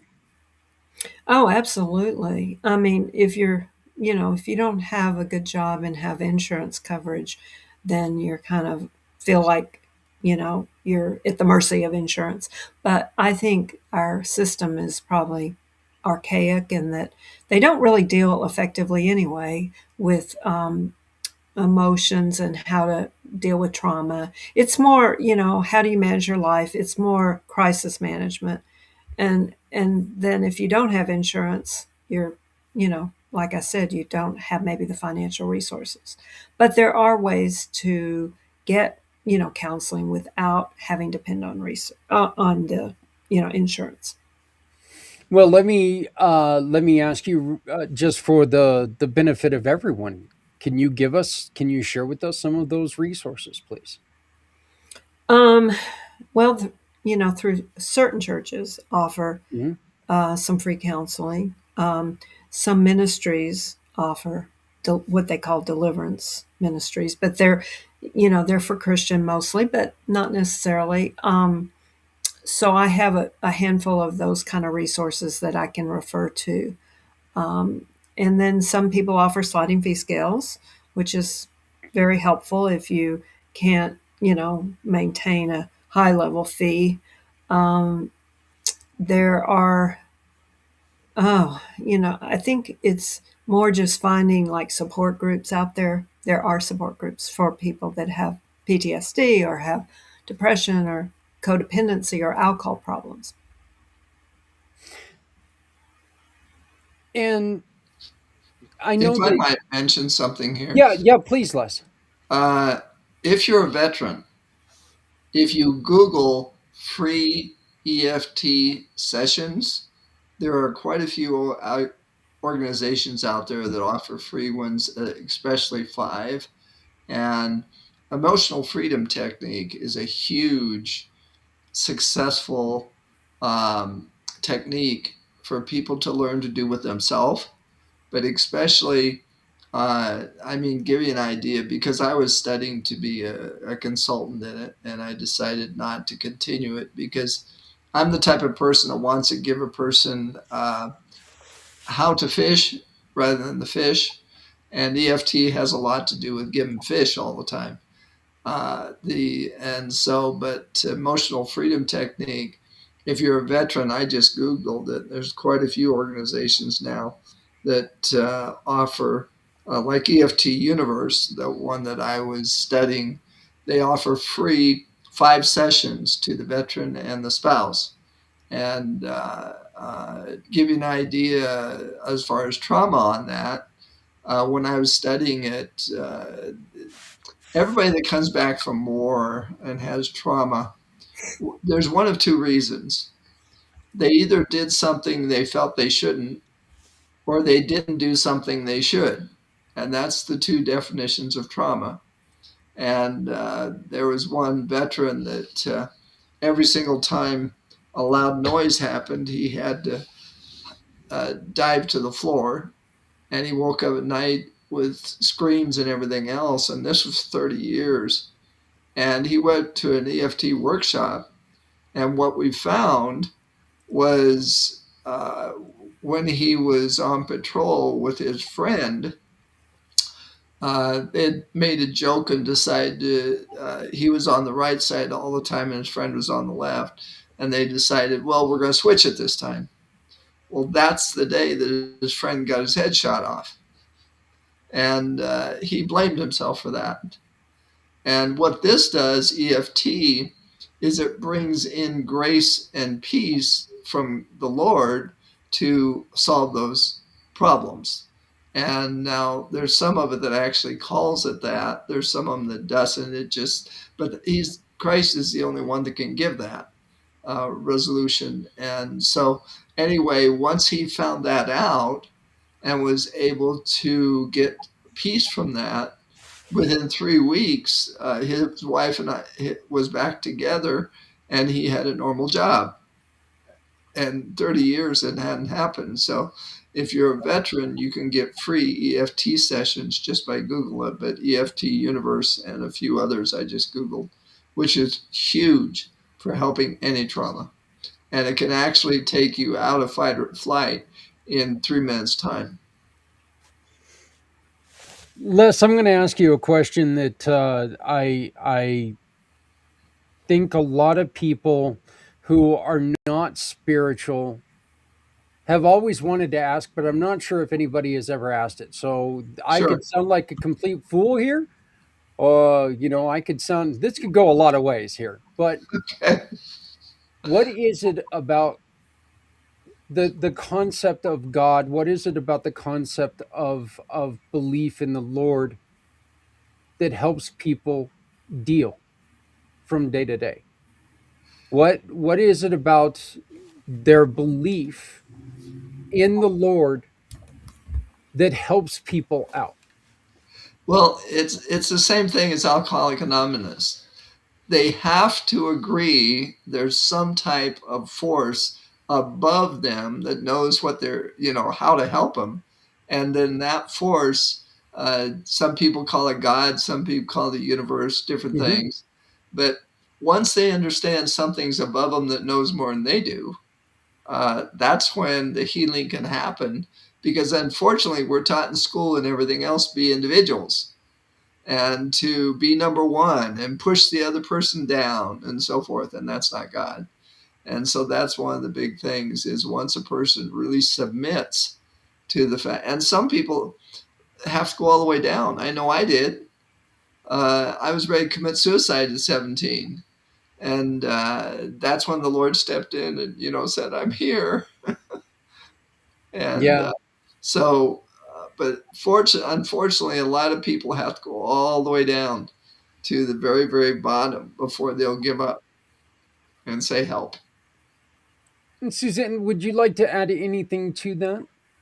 Well, I agree. I think it seems like when we're in pain, we reach out. But if you just believe there's a supernatural power that can uplift you, that's really what we're talking about here. It doesn't have to be Jesus Christ or God the Father. It's more, I can't manage it on my own. So I surrender to a higher power that can do that for me. And when you do that, that's why the 12-step program works so well, is that people have to come to that, they call it bottoming out, where they can't do it on their own. They're not self-sufficient. I think it's I think it's kind of funny the way that that you both just explained this, because I've said for a long time, and I am not a religious person. I'm a very spiritual person. Okay, I am very religion curious. I am very curious about all religions, just because I think it's really interesting the way that people think. All I do know is that there is something a hell of a lot stronger and a hell of a lot more powerful than I. Because I look at my now 5 children and 7 grandchildren and know there's something a hell of a lot more powerful than I that created these beautiful creatures. Mhm. Yeah. Okay. And there's something, and of course, my sons being the Claytons they are, they're them being dad's boys, always say, yeah, dad, it's called science. But I tend to look at them and go, you know what, it's got it, there's more than just that. Okay. Because I know their moms and I know their dad, and there had to be something else out there. All right. Just say so. Well, I'm But glad you can see that. Yeah, yeah, you that's know, important. It's not just evolution of, how people evolved. It's more a creator that is involved in every aspect of life. yeah, and I think I appreciate that you two are very God fearing. You two are very spiritual, and even religious. You two believe strongly in Jesus Christ. But I love the fact that you are also understanding that there are other people who believe in different things. And it's not the be all end all to where you're going to sit there and go, well, you don't believe in Christ. Well, I don't want to talk to you. And I think that that is one of the things that is hurting people today Yeah. is, well, I can't talk to this person because if I don't believe in, you know, if I don't believe in Christ, they're just going to tell me I'm wrong. And that's that's how my problems will be saved, is I if I just believe in Christ. And I think that puts a lot of people off right now. Hmm. Yeah. And what would you say to the people who are trying to force, and I don't want to just say Christians, I want to say anybody who wants to try to force their beliefs down on someone? Well, I think that immediately creates resistance, and I know, especially as parents, if you raise kids that way, they can rebel because I talked to a lady today that said she'd raised four kids and they all have gone their own separate way, separate from the way they were raised in faith. So I know, I was talking to Les about it. I thought, well, she's probably was too rigid with them, too in their face with religion. I think people just need to see that you love them and you care about them. And we do that in our family, with Les's daughter and her kids. And the kids are starting to come to us, and ask questions and say, can you pray for me for this? And I think it's just because we've been consistent to care about them. Les, Yes. or what would you tell people be who are trying to be forceful? Well, a lot of times it's through ego. They want to believe that they don't need it, and when they don't believe that they don't need it, and they're above others, they want to force other people to do it instead of being humble and submissive. And that's one of the things even Christ said, that when people be willing to talk to people when they ask you, but he does say be very humble when you do it, because it's not you. It's the Lord inside of you. And if you ever take credit for it, that's when people, get the wrong impression. And it's kind of like, well, my story and so forth. It's all the fact that He's helped me. And when people see that, I guess one of the things that I really want people to understand, and that is, once they understand that there's a power higher than them, if they start looking in their life, they'll see all kinds of examples of it. And then they can start understanding, okay, somebody's been looking after me for a long time, way above my ability. And it might be the fact that the car accident was avoided by 10 inches. It might be the fact, which I think it's absolutely unbelievable, when a forest burns down and one house is in the middle of it and didn't get touched. Yeah, I mean, yeah, that's grace. And yeah, the it's just like on the big Thompson flood. I knew some people that had a house up there, and it pushed a tree, tore it down and pushed it 5 feet from their front door, and then it stopped. And so, I mean, if that isn't grace, it's something far beyond that we could understand. But that's one of the things, when you start opening your mind to see that. There's a book out called Small Miracles. And if you look at the small miracles, in fact, that's one of the things we were actually talking about many years ago. I was very angry at the Lord because nothing was coming my way and I was looking for miracles. And one morning He said, look at the small things. And when I started doing that, you see that there's a power far beyond you every day. And then once that happens, and we can see how, I think that the biggest thing that people are afraid of, which is unfortunate, and that's one of the things EFT teaches you when you're tapping and you're talking to this power that's far beyond you, is you get to have the best friend you ever had. That's the big thing. The best friend that you can tell everything, but the best friend that has the ability to change you and the universe and so forth. If you want to call it universe, He doesn't care. He built it. The if you want to, the step of the universe is in charge of everything, no problem, because it is goes through that. So if that answers your question. yeah, yeah. What? Why is it that it takes? And you just mentioned this. Why is it that it takes people hitting rock bottom to find the Lord?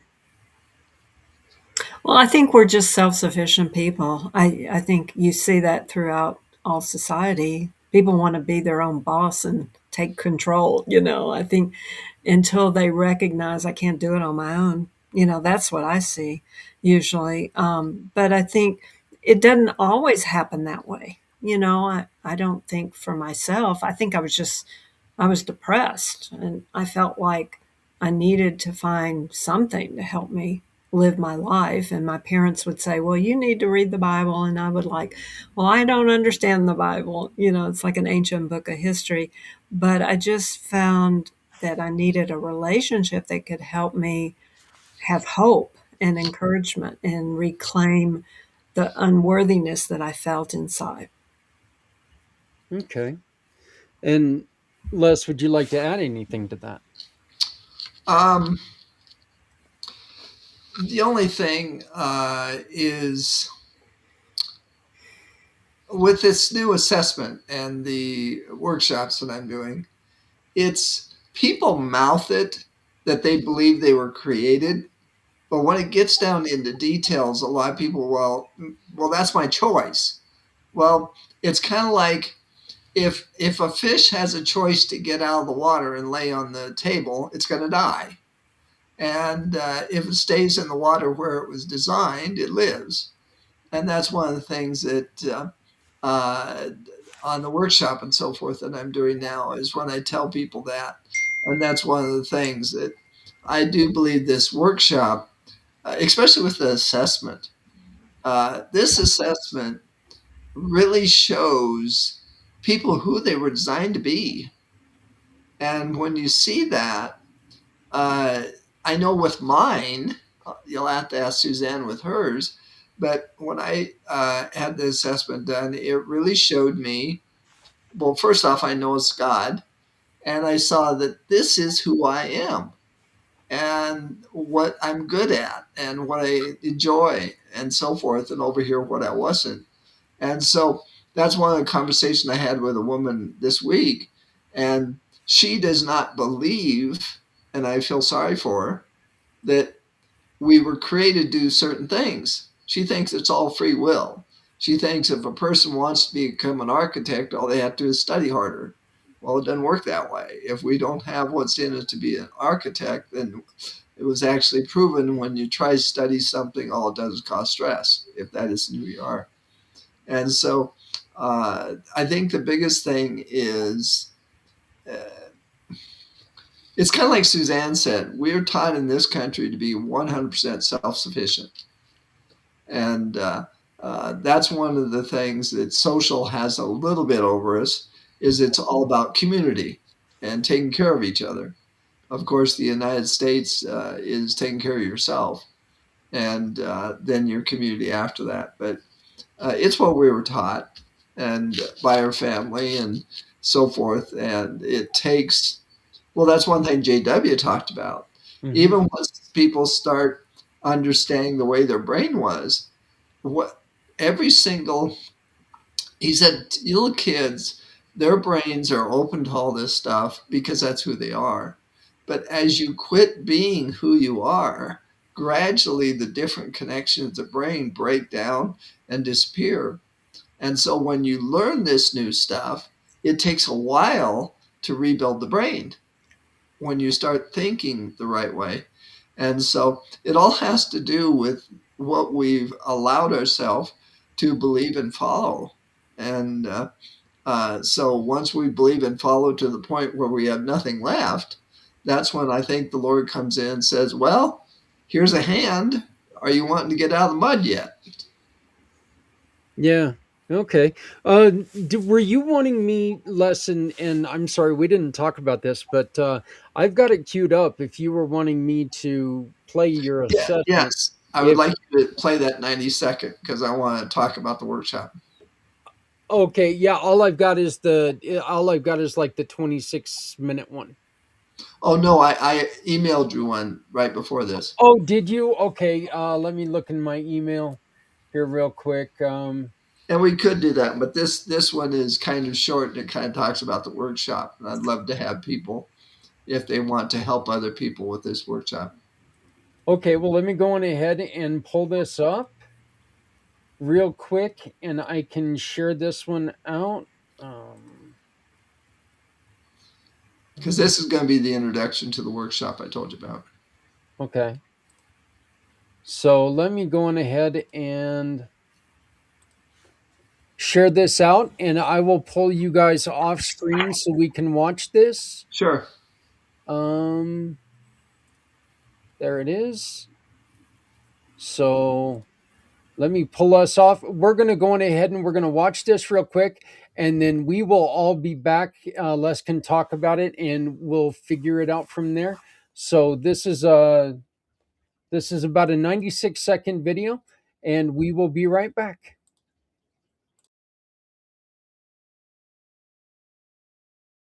What's our potential?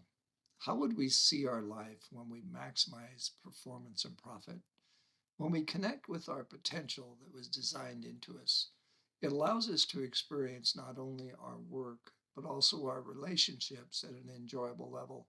The workshop and assessment give us a chance to get reacquainted with who we are designed to be by the universe or God or whatever our belief system. The 3 hour workshop is separated into 3 days so our brain can absorb the new motivation and behavior change. J.W. Wilson, my mentor and author of Cracking the Learning Code, was not only known as the world leader in this science, he built $21 million businesses and taught Mayo Clinic's doctors to connect with their patients, among many other things. This is Les Simpson with Enhanced Team Performance. Below in the details is a flyer of the workshop, also is a white paper and testimonial of the assessment. Included is a video of my assessment so we can see the 6 areas of life that we work with. And the assessment was created in the 80s and was proprietary to the Fortune 500 for 30 years. Now I'm bringing it to companies and individuals that want to maximize their work and relationships. Get back with my team leader that sent you this video to join their workshop.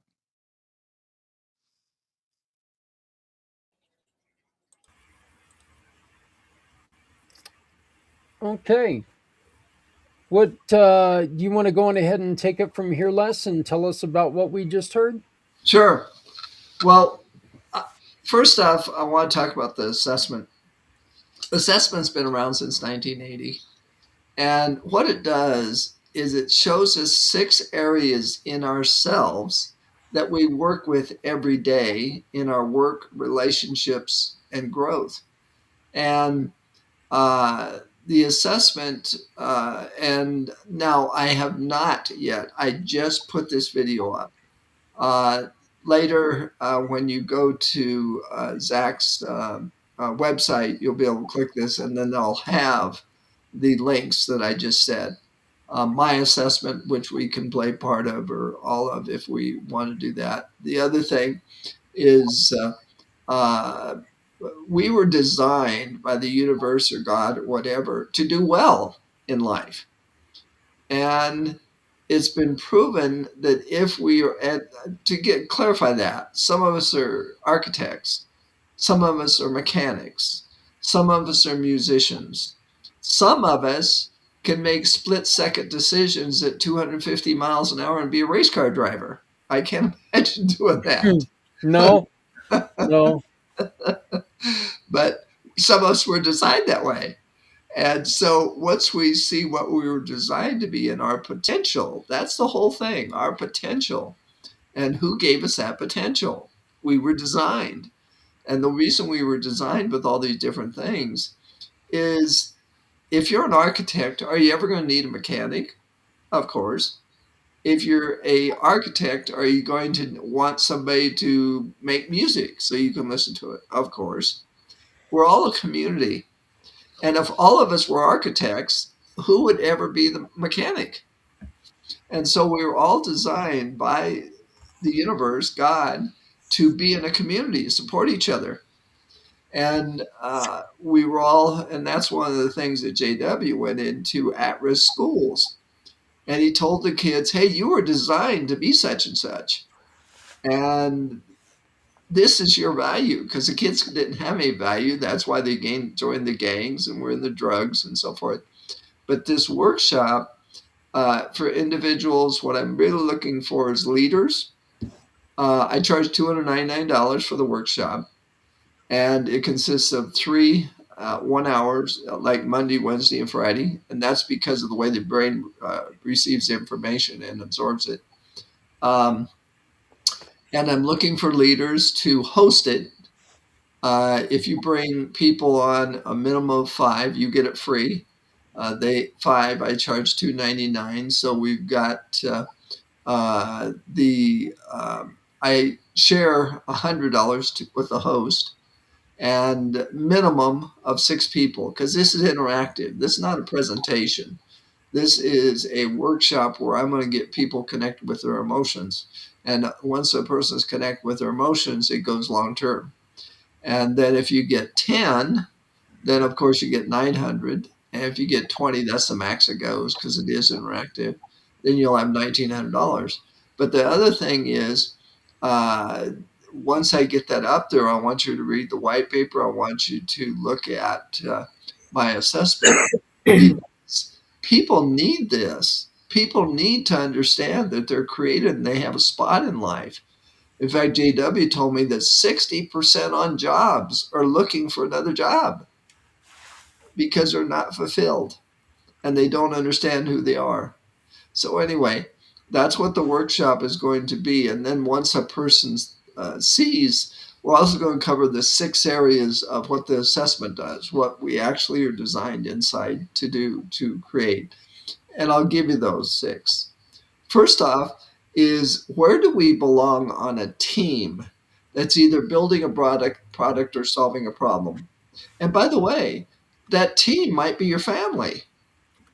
This is not just for work. The Fortune 500, and I want you to really listen to this. The Fortune 500 employees use this for 30 years. And once they found that this assessment allowed them to get along better with their team, because now they saw their value and their potential, then they had their spouse take it. And they said it saved hundreds of marriages, because now the spouse was able to see something about their other spouse that first off, they didn't believe, because they thought the person just wasn't trying hard enough. And they found out it wasn't part of them. And so it's for all relationships. In fact, the assessment is designed for 16 and up. So you have teenagers that would love to let you see their value of who they really are inside. And so anyway, it can be used for leaders, HR consultants, because I want to get it back into the bigger companies, executive recruiters. And if you want to partner with me, he's got the information there. And you can host it and bring in people, and you do the hosting. I come on, and next month I'm doing it for the San Francisco Chamber. Because another thing it does, this is a video assessment. We tell all about how to read it and so forth. You've heard of the DISC and you've heard of the Myers-Briggs. Those are 2 assessments. Now you look at this, okay, this one sounds neat, this one sounds neat. How do I combine them? And ours takes 6 areas in our life into effect and actually shows what job we should be doing, what we shouldn't be doing, what team we should be on, if we should be working in quiet or a bullpen. It tells it all. And so the assessment everybody should have, because it really shows who they are, their potential, and where they can go. And so that's the third part of it. That's the first part. Where do you fit on the team? Are you the idea person? Are you the person that takes the idea to what we call a prototype? It's actually usable. The next one is, do you take the prototype and make it a sellable item where it's out there? And once it's out there and being sold, Okay, how do we make it better? That's a refiner. And once everybody has created this and it's doing well, then we need a maximizer, which makes everything run smooth all the time. Okay. Now, once a person determines where they're on the team, now it is how they interact with people. There's a director, there's a persuader, there's a cooperator, and there's an analyzer. The director wants to get the job done. So the persuader works with the director to help other people do it. And then the cooperator wants to get everybody together to do it well. And the last one is the analyzer says, no, we got to follow all the rules of doing it. So it takes all four. And the next is the temperaments, how they receive information, how they work with others, and how they develop the information into a answer or a solution.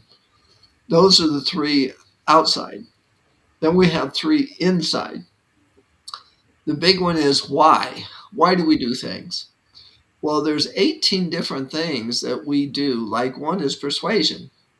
One is developing something mechanical. There's 18 different things that we have why. And okay, let's say I want to develop something mechanical. Then I have to figure out, okay, do I have interest in cars? Do I have interest in repairing a jet? Do I have interest or whatever? And so that's the next part that we tell what has been built into us. And the last part is the ability. Do I have the ability to learn electronics or do I have to stick with the mechanical? And that's what this does. It shows the potential of who we were designed to be. And one of the things it did for me is, again, realizing that this is created, I was created to fit someplace. So many people are trying to find out where they fit. In fact, one of the big things they're trying to do is win contests because I'm better than somebody else. Now that's where I fit. No, that just causes a lot of stress. Yeah. And all these organizations with sales contests absolutely destroy their salespeople because they can't be at the top, they quit. So that's what the assessment and the workshop's about. So what is something this assessment taught you? Les and I have talked about this assessment quite often. What is something that this assessment taught you? What is something that you uh, were unexpected? What is something that maybe was unexpected that you learned? And what was something that you were like going, well, duh, so Right. those are the three questions I got. Something that, well, of course, something that was unexpected, and something that just really shocked you. The one that was unexpected is I'm not the idea person. When everybody's coming up with all these things. Now, it doesn't mean that, let me clarify. I, of course, can see something and say something should be made, but I have no concept how to solve a problem until I see something abstract, something to look at. I'm not the idea person. Once they develop something, I'm the refiner. I'm going to find out the best way to improve it. That kind of, because I'm not the person that invents out of thin air. I'm not the idea person. I'm also not the designer that brings it to a prototype. I do have some developer in me, which means I can bring it to market and then the refiner. The part that's really showed me with all of my experience that was, oh yeah, of course that's me, is I can be the leader of any group that is a creative problem solving. Uh, the That's me. Put me as a leader in front of a bunch of people that want to figure out how to solve a problem. I'm the leader there, and that and the other one that what was the third one? Uh, Something that surprised you. or just something that it taught you that you had that you'd always let's change it up a little bit, something that surprised you or something that you kind of knew but you were questioning and it reaffirmed in your mind. Okay, this is the one that Suzanne wished I was different. I, Uh, I like this, she perked up on that. I'm absolutely excellent with working people on the job. Suzanne wished I was excellent working with people socially. I'm not. I'm the job person. I'm the get things done person. And she wished I was able to go out and get a lot of people socially and to do different things.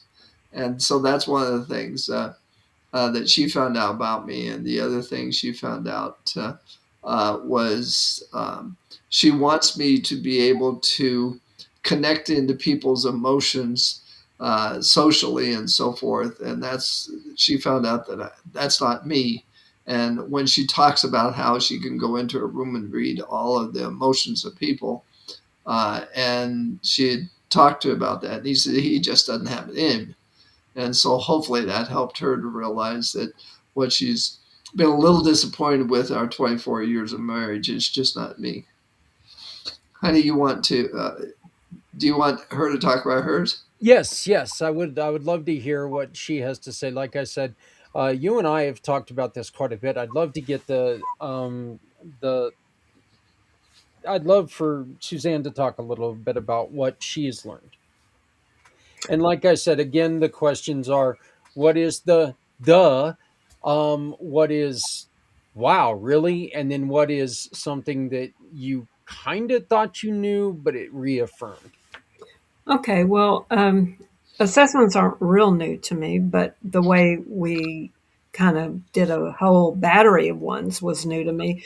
But I think the one thing that stood out was the guy that interpreted said, usually a person that has this particular temperament doesn't always fit as well into the counseling arena.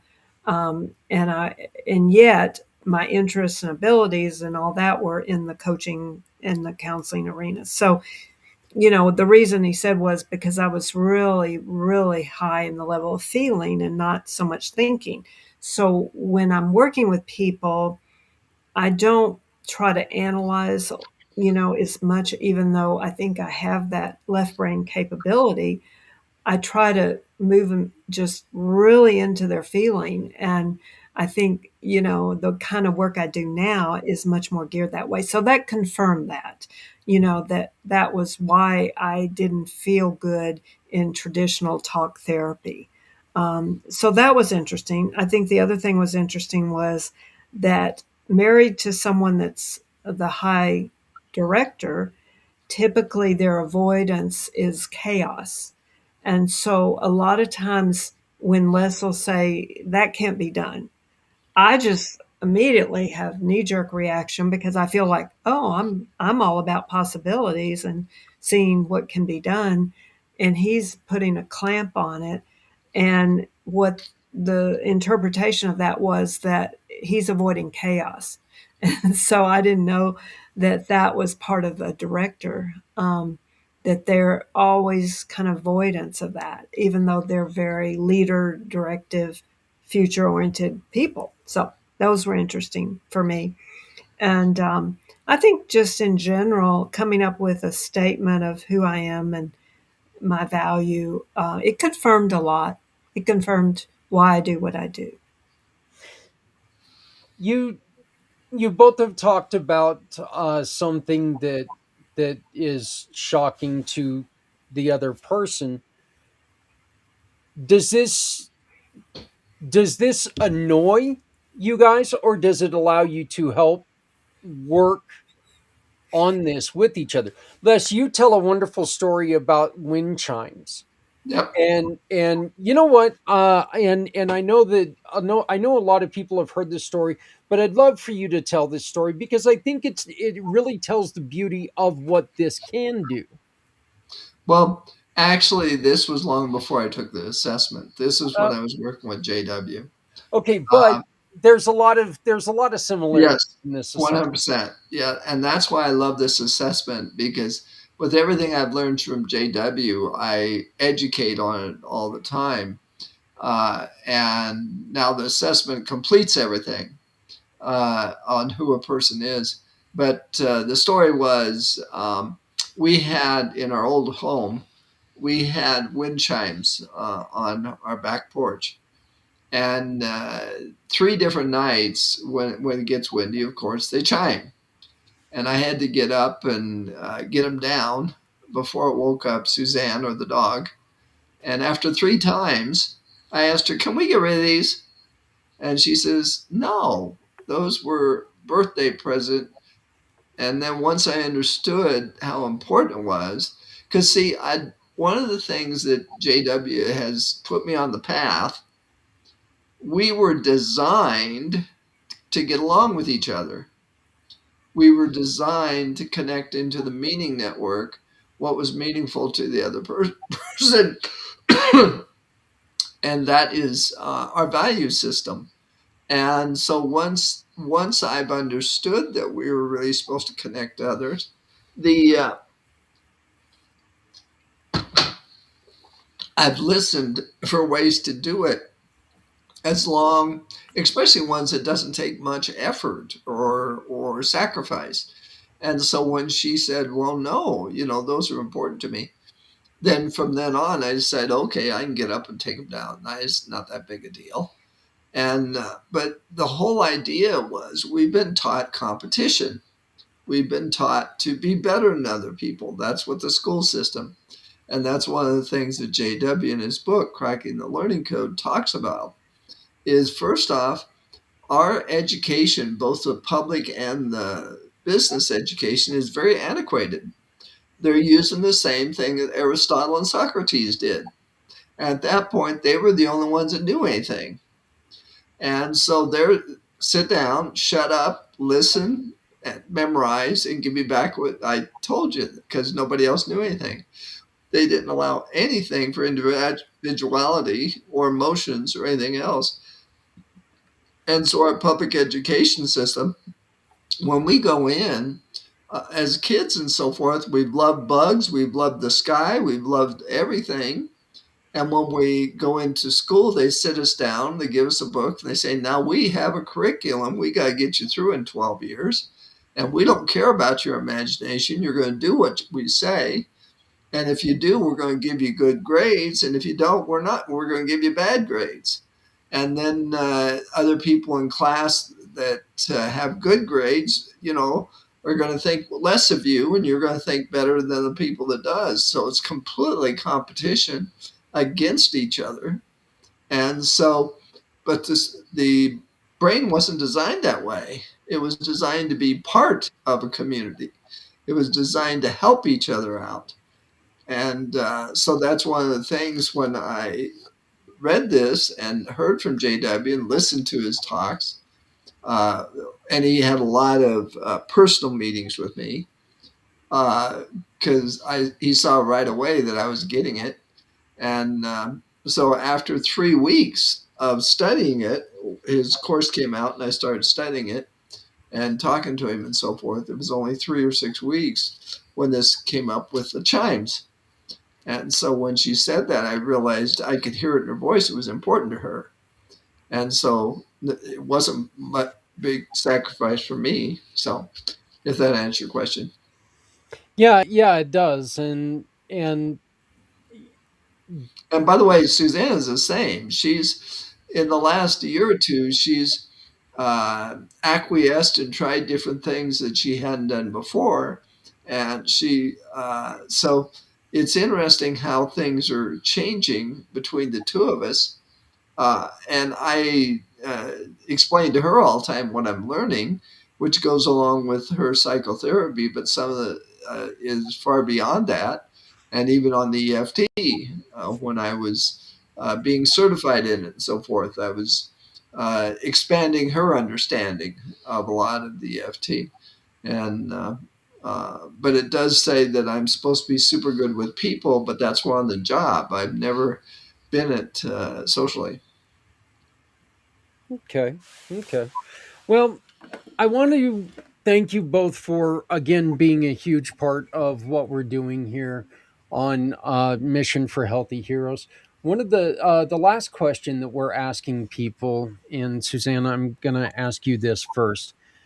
We're looking to build this come together compass and make it the best way to find these resources like the churches that you were talking about that offer this support to people, that offers the the couches and stuff like that, and that's going to suggest to people, hey, while we're looking for somebody for you, have you tried journaling? Have you tried, have you thought about taking a walk? Have you thought about doing all this other stuff? And get them in the busy mind space so they're getting out of their own head. What would one thing be, if you could suggest one thing that we make sure that we try to take care of? What would that one thing be?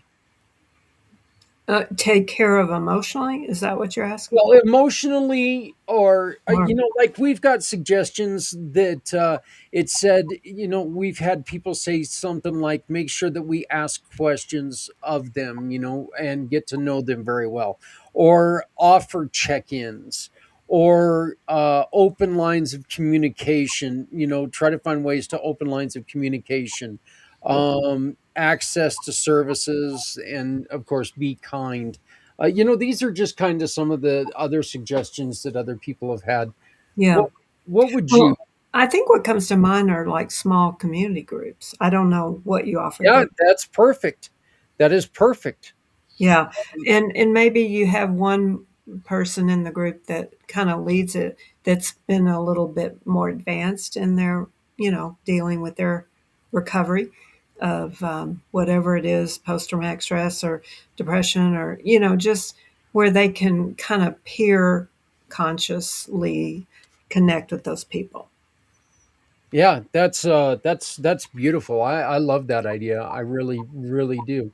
Les, same question. What would you want to make sure that we take and we offer with the community compass, with the come together compass? Um, getting comfortable, and this is a process. Getting comfortable with our emotions to the point that we can talk about them.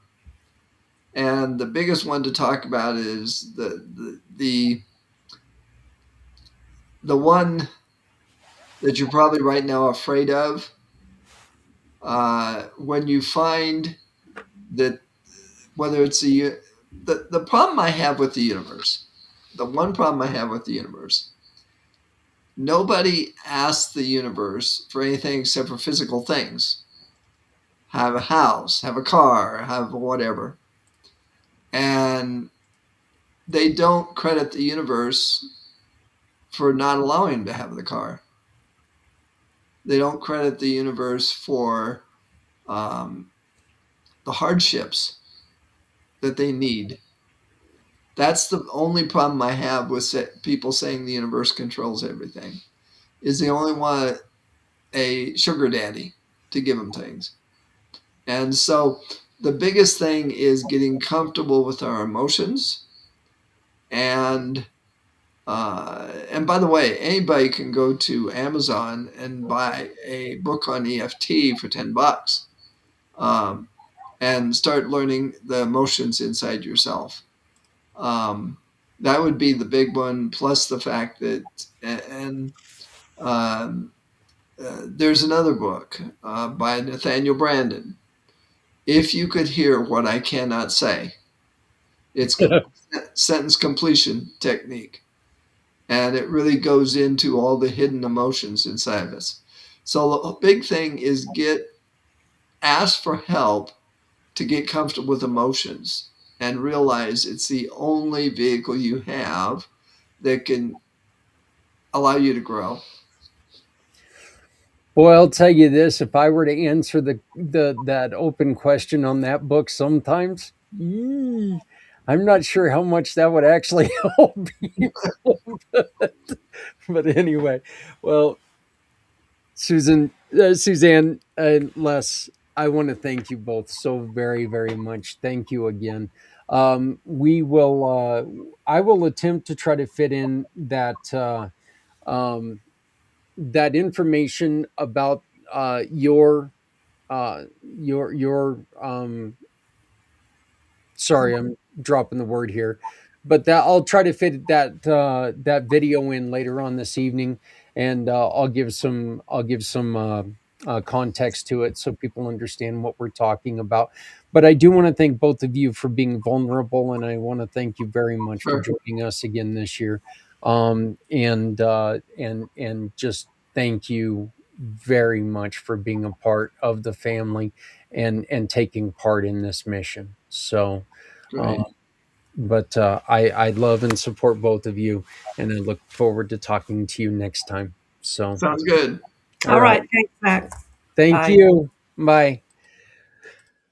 Again, you can catch Les every second Wednesday on his show, The Les Simpson Show.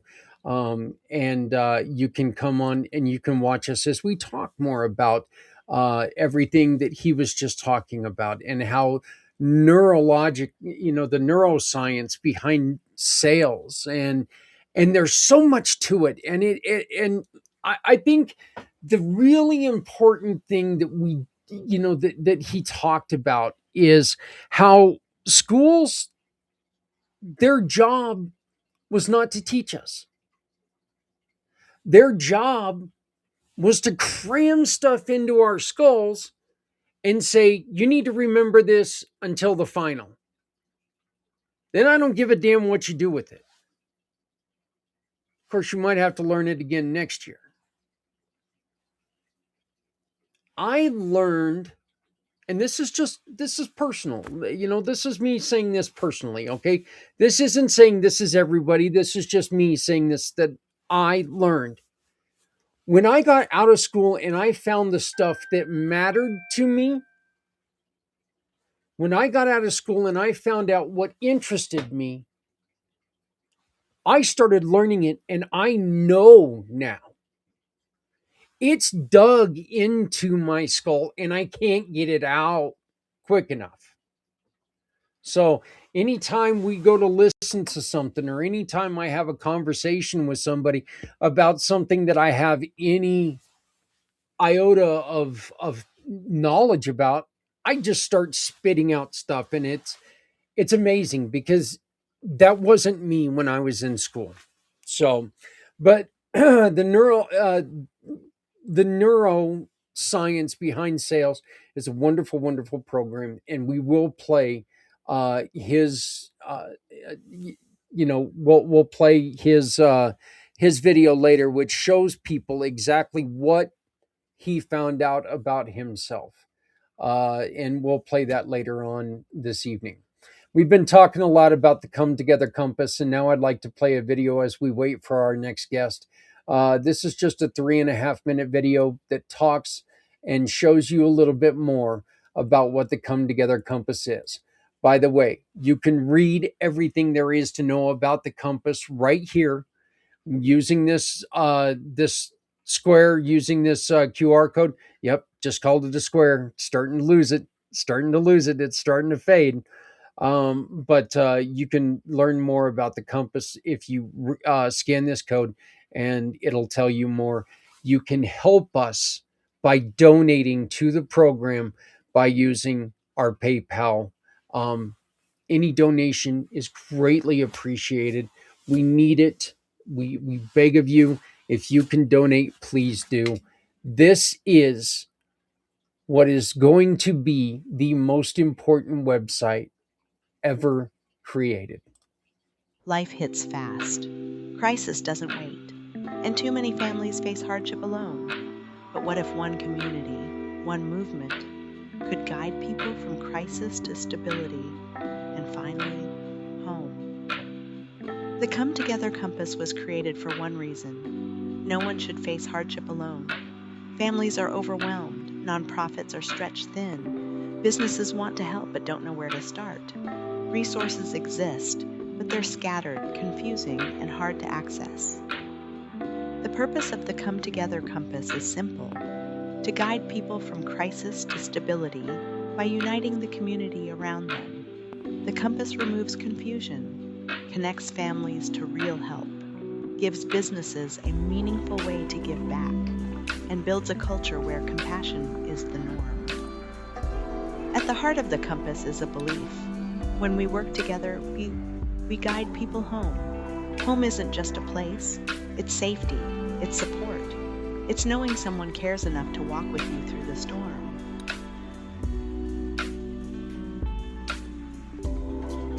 The North Pillar is physical needs, providing real, immediate help: food, clothing, household essentials, transportation, emergency resources. When crisis hits, people don't need a maze, they need a map. The compass gives them a clear path to support. The East Pillar is emotional needs, because hardship isn't just physical. People need connection, encouragement, and strength. The compass offers peer support, check-ins, and mental wellness resources. Help that feels human, not transactional.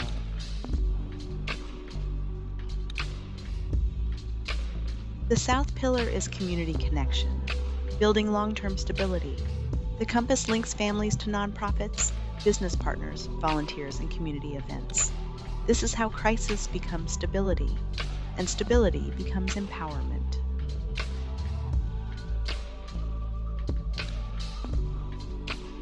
And the West Pillar is the promise of the compass, the commitment that no one will be left behind. Every family will be met with dignity. Every partner will be valued. Every act of kindness will guide someone closer to home.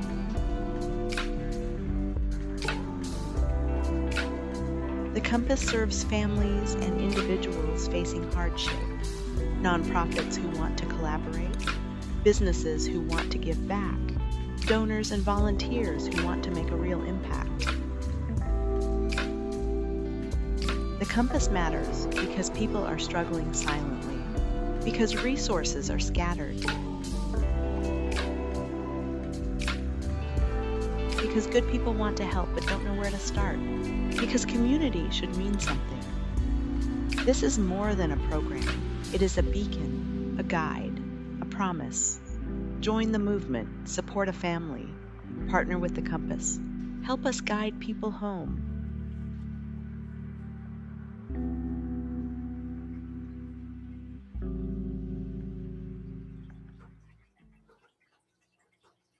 Okay, so we have a guest who has yet to show up. And as I go to try to track her down, what we're going to do is we're going to play Les's assessment right now. And if our guest shows up, that's great. We will interrupt the assessment and we will have her on, and then we'll get back to the assessment later. But until then, here is the example of what you can expect if you take Les Simpson's assessment and learn more about what they've got going on. So thank you for joining the Mission for Healthy Heroes. I will be back at the top of the hour. As soon as this assessment is over, this stream will stop and we will get started again on the other side. So with the new stream, so just be ready to keep your eyes on wherever you're at, and it'll switch over to that program. So here's Les Simpson's assessment. Thank you very much for joining us. We have about 10 hours to go. Well, it's still 10 and a half, but we're going to say 10 because I like my sanity. And we will begin the analysis. We will start with the motivator role. The motivator role is the point where you become motivated in a given project, but also includes the point where you lose motivation. If you ever observed a relay race at a track or swim meet, you know that each leg of the race requires athletes with distinct specialties. The first runner or swimmer needs to be the most explosive, quick off the starting block and driven to get out in front as early as possible. The second and third must be coordinated at taking the handoff of the baton and carefully timing their start so as not to leave too early or too late. The final athlete or anchor is usually the one who responds best to the pressure of the final lap, knowing that the race is theirs to win or lose. Which leg or phase of a project do you prefer to work on? Do you like to be in on the start of things when people are still talking about ideas and possibilities? Or are you better suited to something that is up and running, where the expectations are clear and the circumstances are well defined? In this particular case, our client is a dominant refiner. These other numbers in the designer and developer will come into play at various times, but they're not as dominant for him. He will always come to this role. So what is a refiner? The refinement role is primarily fulfilled by maximizing the potential of an existing product or service, shaping it into a system that is consistent and productive. Quality is the name of the game. If there is additional potential to extract from a person, program, product, or organization, the refiner stays motivated. But once that maximizing objective has been achieved, the refiner loses interest and wants to hand things over to a custodian, typically a maximizer. And in this particular case, the client is 0% maximizer. So that would not be where we would want them to be spending their time. Now, the thing about the refiner is, because they're always looking for efficiency and perfection, if you will, they're going to be misunderstood by people on this side of the motivated role.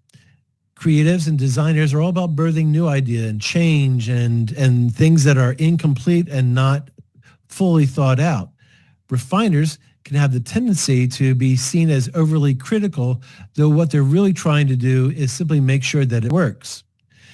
There is a potential for this person's motivations to be misunderstood.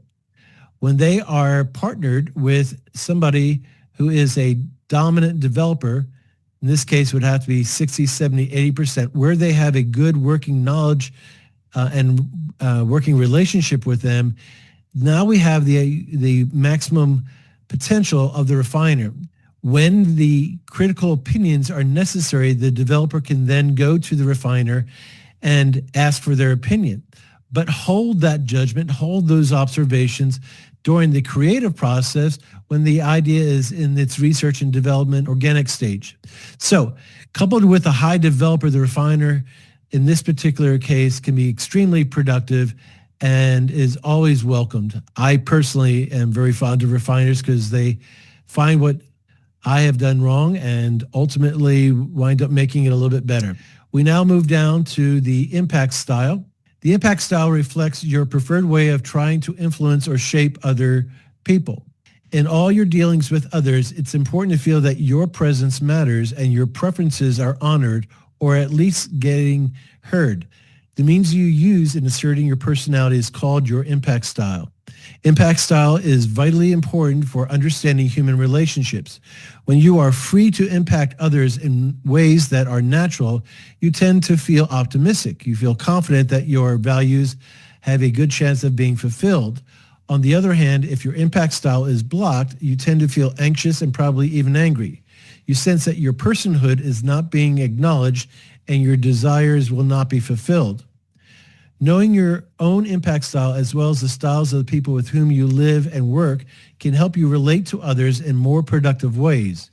For example, instead of writing somebody off as bossy just because they tend to take charge and give orders, you can learn to value their style as a director.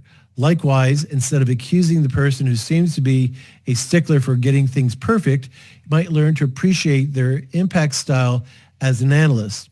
Understanding other people's impact styles helps us to appreciate how their unique temperaments seek to be seen, heard, and felt to have an impact. In this particular case, our client is a dominant director. Directors are one of the most widely misunderstood and oftentimes not appreciated of the four impact styles. At 60%, this is a very dominant style. There will be a natural conflict between a director that is highly motivated to address chaos that is undergoing and an analyst that is perceived to be impeding that progress. I would strongly recommend that this particular client study the analyst design. They will find that analysts are going to be great partners if they can learn how to work with them, not push them into decisions that are premature, and to be able to benefit from the research and analysis that these individuals tend to do. The directors are oftentimes misperceived by other people. For instance, persuaders will see a director as wanting to have their own way and that they are more interested in that than in people. Cooperators will see them as people who are pushy, somewhat inconsiderate, and demanding, seeming to want to assert themselves and have others do their bidding. And then analysts, the one that we have the greatest potential of conflict here, people who don't care how long it takes to do something, they just want it now. Those are the perceptions of directors by these other impact styles. And so we do want to make sure that we take these things into consideration and strongly understand from the director's standpoint how they potentially can be perceived. The problem here is that it's not that the director is wrong. It's just that their motivation and their concern for the issue that's creating this chaos is being misinterpreted by the others. So better communication, patience, honoring the other impact styles that you're working with will create a better working environment for the director to achieve their goals. Now, many leaders are strong directors. It's just part of that taking control of a chaotic situation. There are two possible tweaks for a director. One is the give up tweak, and this is where effectively their voice has been silenced. They are not appreciated for trying to correct chaos or prevent things from going wrong. In fact, they are absolutely resented for this in many cases. Over time, the director will eventually get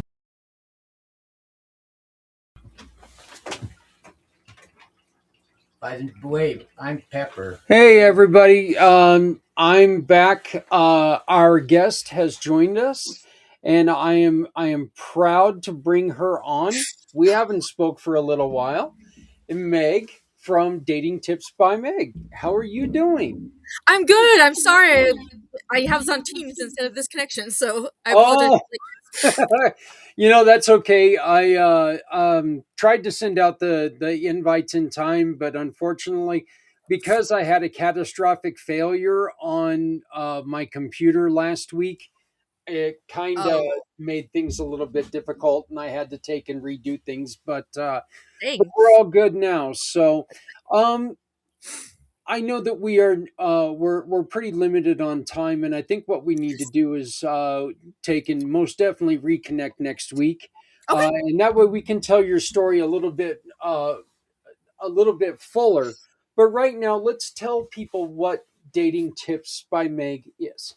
Okay. Well, Dating Tips by Meg was founded because I went through a very bad at dating experience and stalking experience, and so now I raise awareness with all sorts of people, but focusing on younger people mainly. But the stalking prevention, seeing the red flags early in dating, toxic behaviors, how to get out safely and know that you're not alone. So a lot of that, just the awareness, having those campaigns and going out and speaking, doing facilitating workshops, anything to just trying to raise awareness and get people's eyes open to what's really going on out there and how to, that you're not alone, that there's help out there as well. What are some of the major things that we need people to really start being aware of? Because people are, I know this sounds a little, I guess, direct, but people are falling into certain traps a little too often now. What do we need to be watching out for? Well, I would say some of the traps that you think are, I think, or people are starting to think are normal, are the technology traps, where your your partner is demanding basically that you share, your privacy, your passwords on your social media, so that they can see, the backside of it. You can kind of control your social media. Also, your phone, looking at saying, I need to see who you've talked to all day. I need to see, what text message you sent, what voicemails you have, which is not normal. It's not okay. But people are just thinking it's a normal behavior, and that, everyone's doing it, and it's not healthy. It's, in healthy relationships, we all have our privacy, and people trust each other. So you don't need to, see everything they've done. Their word is good enough in a healthy relationship.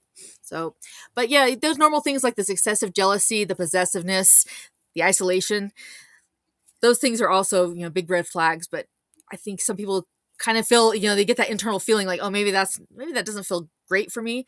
But the technology part, a lot of people just think, oh, everyone's doing it because everyone has a cell phone. They must be, having to share their information with their partner. And it's really not okay. All this location tracking as well. There's safety, and then there's just someone just needing to know where you're at, who you're with at all times. And that part goes beyond just a healthy relationship and safety and concern. Right. There's safety, and then there's espionage. Right. Yes. Yes. Let's be honest here. What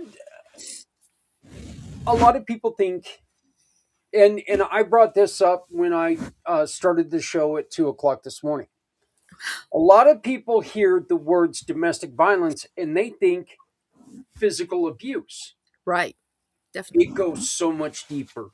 It does. Yeah. I recently did another, I do a lot of speeches on other things that surround domestic violence, and one is that it doesn't have to be physical, and usually it doesn't start with physical, and sometimes it never gets physical. If someone it's about power and control, and if they're using your emotional or psychological abuse to control your behaviors, and the victim is doing what they want them to do or behaving how they want them to behave, they don't need to escalate to physical violence. They may use, threats or coercion or just that the things that make you don't want to have this happen, so you don't do this, kind of you're just behaving for them, and they never have to lay a hand on you because they're getting what they want out of you. Financial abuse, they're able to keep your money controlled so you don't go out and leave them. You don't, go out to lunch or something with someone they don't want you to go out with. They kind of have those purse strings, and that sometimes is just enough to control a victim. But all these things aren't normal or healthy. So definitely, it doesn't have to be a black eye or broken arm. It's that feeling that you walk on eggshells is one of the things I describe to people. Is if you're walking on eggshells to please your partner or to maintain the peace, that's not healthy or okay. When you say financial abuse, there can be a situation where one party is paying for everything and they make sure that they keep it that way. And that way they can convince them that you're never going to be good on your own. Without me, you're trapped. It's not particularly that you're bringing in money and they're controlling your money. It could have a lot to do with they are proving to you that, you know what, you're not going to get anywhere without me. That's the other side of it. Is if you're not, a lot of victims aren't working. They're stay at home. They don't have Yeah. any income on their own. They don't think they get out, and that's the part where I say there's help out there. People don't think that, well, I don't have any money. I won't have a car. I won't have this. The kids. There's advocates out there that can help navigate, because it's a very common thing that happens is that they control the money. They don't have the money. You may get like a very small stipend sometimes not. But when someone has control of your financials, you think that you are trapped, and how am I going to survive out there? But there are ways, and there's people that can help you get out there and get the help you need and start to rebuild your life. And it may be slow, but there's the help out there that people just don't realize how far the help can go, and get you be able to be on your own 2 feet. So not think you're good enough. You'll never get a job. No one will want you. You've never had a job. That kind of same kind of thing. So they've got you thinking that you're not okay, and they don't have to lay a hand on you to make it happen. There are so many times, and I'm a huge fan of crime podcasts and stuff like that, but there are so many times that I've heard the stories about he didn't let her leave the house, she didn't let him leave the house, no Right. getting a job, no doing any of this stuff. That is a definite red flag. They're keeping you they're keeping you, with lack of Isolated. a better term, isolated. That's a great way to put it. And then the other thing is that they're also trying to scare you away from other people. Right. You don't want to talk to these people because they're never going to believe you anyway. Who are they Right. going to believe? You, somebody who doesn't have a job, or me, somebody who goes to work from 9 to 5 every day? Right. People There's believe that that's a person. trap. They look better to the public, or they've got isolated you slowly, but you don't know your friends anymore because, oh, that friend, they always say bad things. You don't want to be around them anymore. They make them think that they're the hero and that you only have to rely on them. And if you don't talk to your friends for a long time, the victim feels like, how can I reach out to these people? Like, they won't like me anymore. They won't be there for me. And knowing that people want you to reach out, but victims get isolated very early because of the jealousy. They don't want you to talk to other people. They don't want you to interact with other people because those people might put something in your mind that they don't want in your mind. This isn't healthy, or that's not good. And they've got the control of what you're thinking right now, so that's what they like, is you just be only with them, only interact with them, or interact with who they allow you to interact with. So If somebody is feeling trapped, Meg, what's the first thing they should do? tracked. I'm sorry. Trapped. Oh, Trapped. trapped. I would say reaching out, reaching out to, if you are comfortable reaching out to local organizations, they have all those victim services organizations, and it's an advocate, someone who's on your side, someone who understands, someone who can help you navigate, just having someone on your side.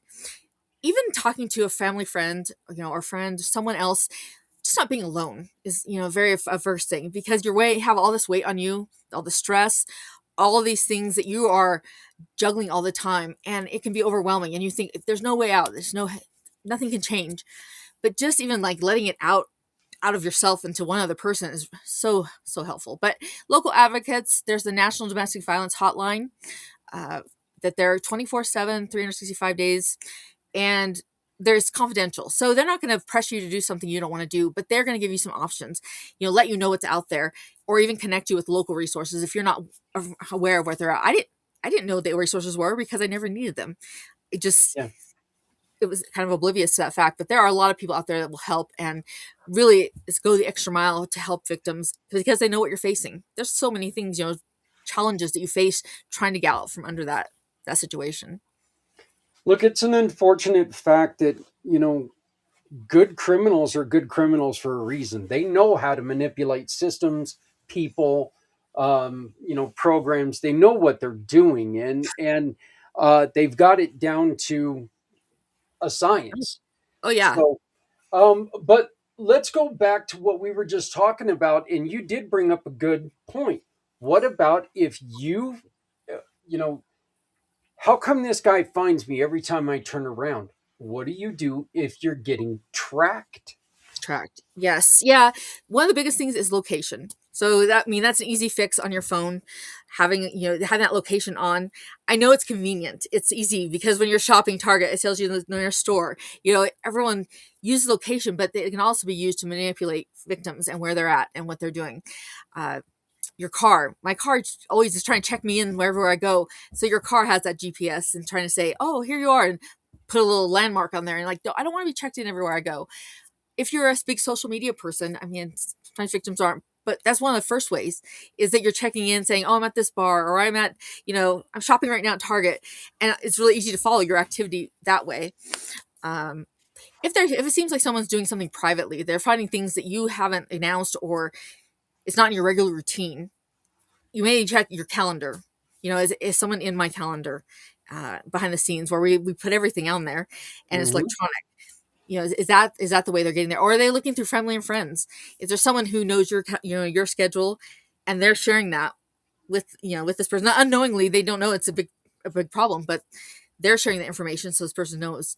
I originally had someone, I said, if you're going to the same coffee shop, the same time of day, the gym, the same time of day, it is very inconvenient for victims, but shake up your routine. Change your gym, change your grocery shop, for a while. If that person's still showing up, then they definitely have some way of tracking you. They're either using location, maybe a GPS tracker. Those are easy to stuff into a purse or underneath a car. Start eliminating ways that they're figuring out where you're at, but make it a little bit harder by not letting them know, every day at 5 a.m. I'm at this gym, every day at this time I go to this grocery store. Unfortunately, it's when you're the victim, it feels like you're the prisoner because you're the one having to change everything. You're the criminal. You have to do everything, around them. But if you want to try to stay safe and try to not feel like someone's watching, or on your back all the time. Those are some of the suggestions I would have. What if you are suspecting that somebody's got a GPS tracker on your car? Sometimes you can look at the Bluetooth on your phone and you'll see those different, when they have those tags, where people are using those tags a lot more often, you'll see that device pop up, or an unknown network, something to that effect. People say you can go to your local automotive dealer, because they can look and see, like, right off the way, they put it up on there. Is there something under there? They will see that more than, because they're so small. They could be, Yeah. and they're magnetic. They can be put about anywhere. But yeah, that's one of the ways they talk about doing it. They talk about the police department. Sometimes, they have a lot of things on their on their plate. So, making an appointment with your automobile dealer might be the easier way to do it. You might be able to just check, around, like under your tire wells, on top of your engine, different things like that. But sometimes it's easy if someone's slipping that one of those little things in your purse. So, like, if you're out of your car, but the person's still following your exact location, is it something I'm carrying or something I'm wearing? Check those pockets, check those things, because sometimes they start out very simple, and then if you find one, then they grow, and as far as the technologies, what they're using. But some of those are at the very beginning, just those things, your location that you have turned on, and having access to your phone. Definitely don't share passwords, or if you have, for families, the cloud network. If you're sharing cell phone plans, I have to go, going into that cloud, you can see what people are saying, what they're doing, and where they're at, because people use those family plans to track their kids, but sometimes those things Yeah. are also used to track victims. Well, and that's another thing is, you've really got to be careful with that. If you are tracking your kids, other people can. Exactly. And that's very scary. I mean, it's bad enough if you are dealing with abuse of any kind. But if they're abusing your kids, look, if they're abusing you, it's gone too far. If they start abusing your kids, it's really gone too far. Right. You see, So everyone's innocent in that game. The victims are, but yeah, there's something that goes to the next level. Your kids, and I mean, that was a very big trigger for me. You threaten anything with my kids, I was like, okay, what can I do? How can I keep the peace here? Because yeah, that's yeah. not something I want to have happen. Well, So Meg, I'm sorry I got to cut this short, but I'm I sorry. do appreciate you coming in. Let's do connect next week, Okay. and in the next week or two, and let's get you on community impact, and that way we can talk a little bit further, and we can talk about our partnership and how they can take and they can support you simply by using the Community Pay It Forward program. But I want to thank you very much for coming on to Mission for Healthy Heroes. I consider what you're doing definitely worthy of that hero moniker. I think that what you're doing for people out there is amazing, and I appreciate your vulnerability and I appreciate your openness to what you went through. Thank you, and my big apologies, because I was just on the wrong space, sitting there going, okay, we're No, not. no, that's okay. That's okay. Again, we'll remedy this by bringing you on next week, and we'll get together for a good 30-45 minute talk. So. Sounds awesome. You have a good one. Thank you so much for what you do. All right. Well, no problem. I can only do it because of good people like you. So, okay, everybody. We will be back in just about 4 or 5 minutes. We're going to skip over to the next segment. This segment is over. So, another segment down, another segment to go. We are, as of right now, well, in about 2 minutes, we're 12 hours in, 10 hours to go in our 22-hour podcast, Mission for Healthy Heroes. I want to thank you all, everyone who has stuck with us, everyone who's commented, everyone who's participated. Thank you so very much. Join us. Just take and refresh whatever social media you're on, especially if you're on YouTube.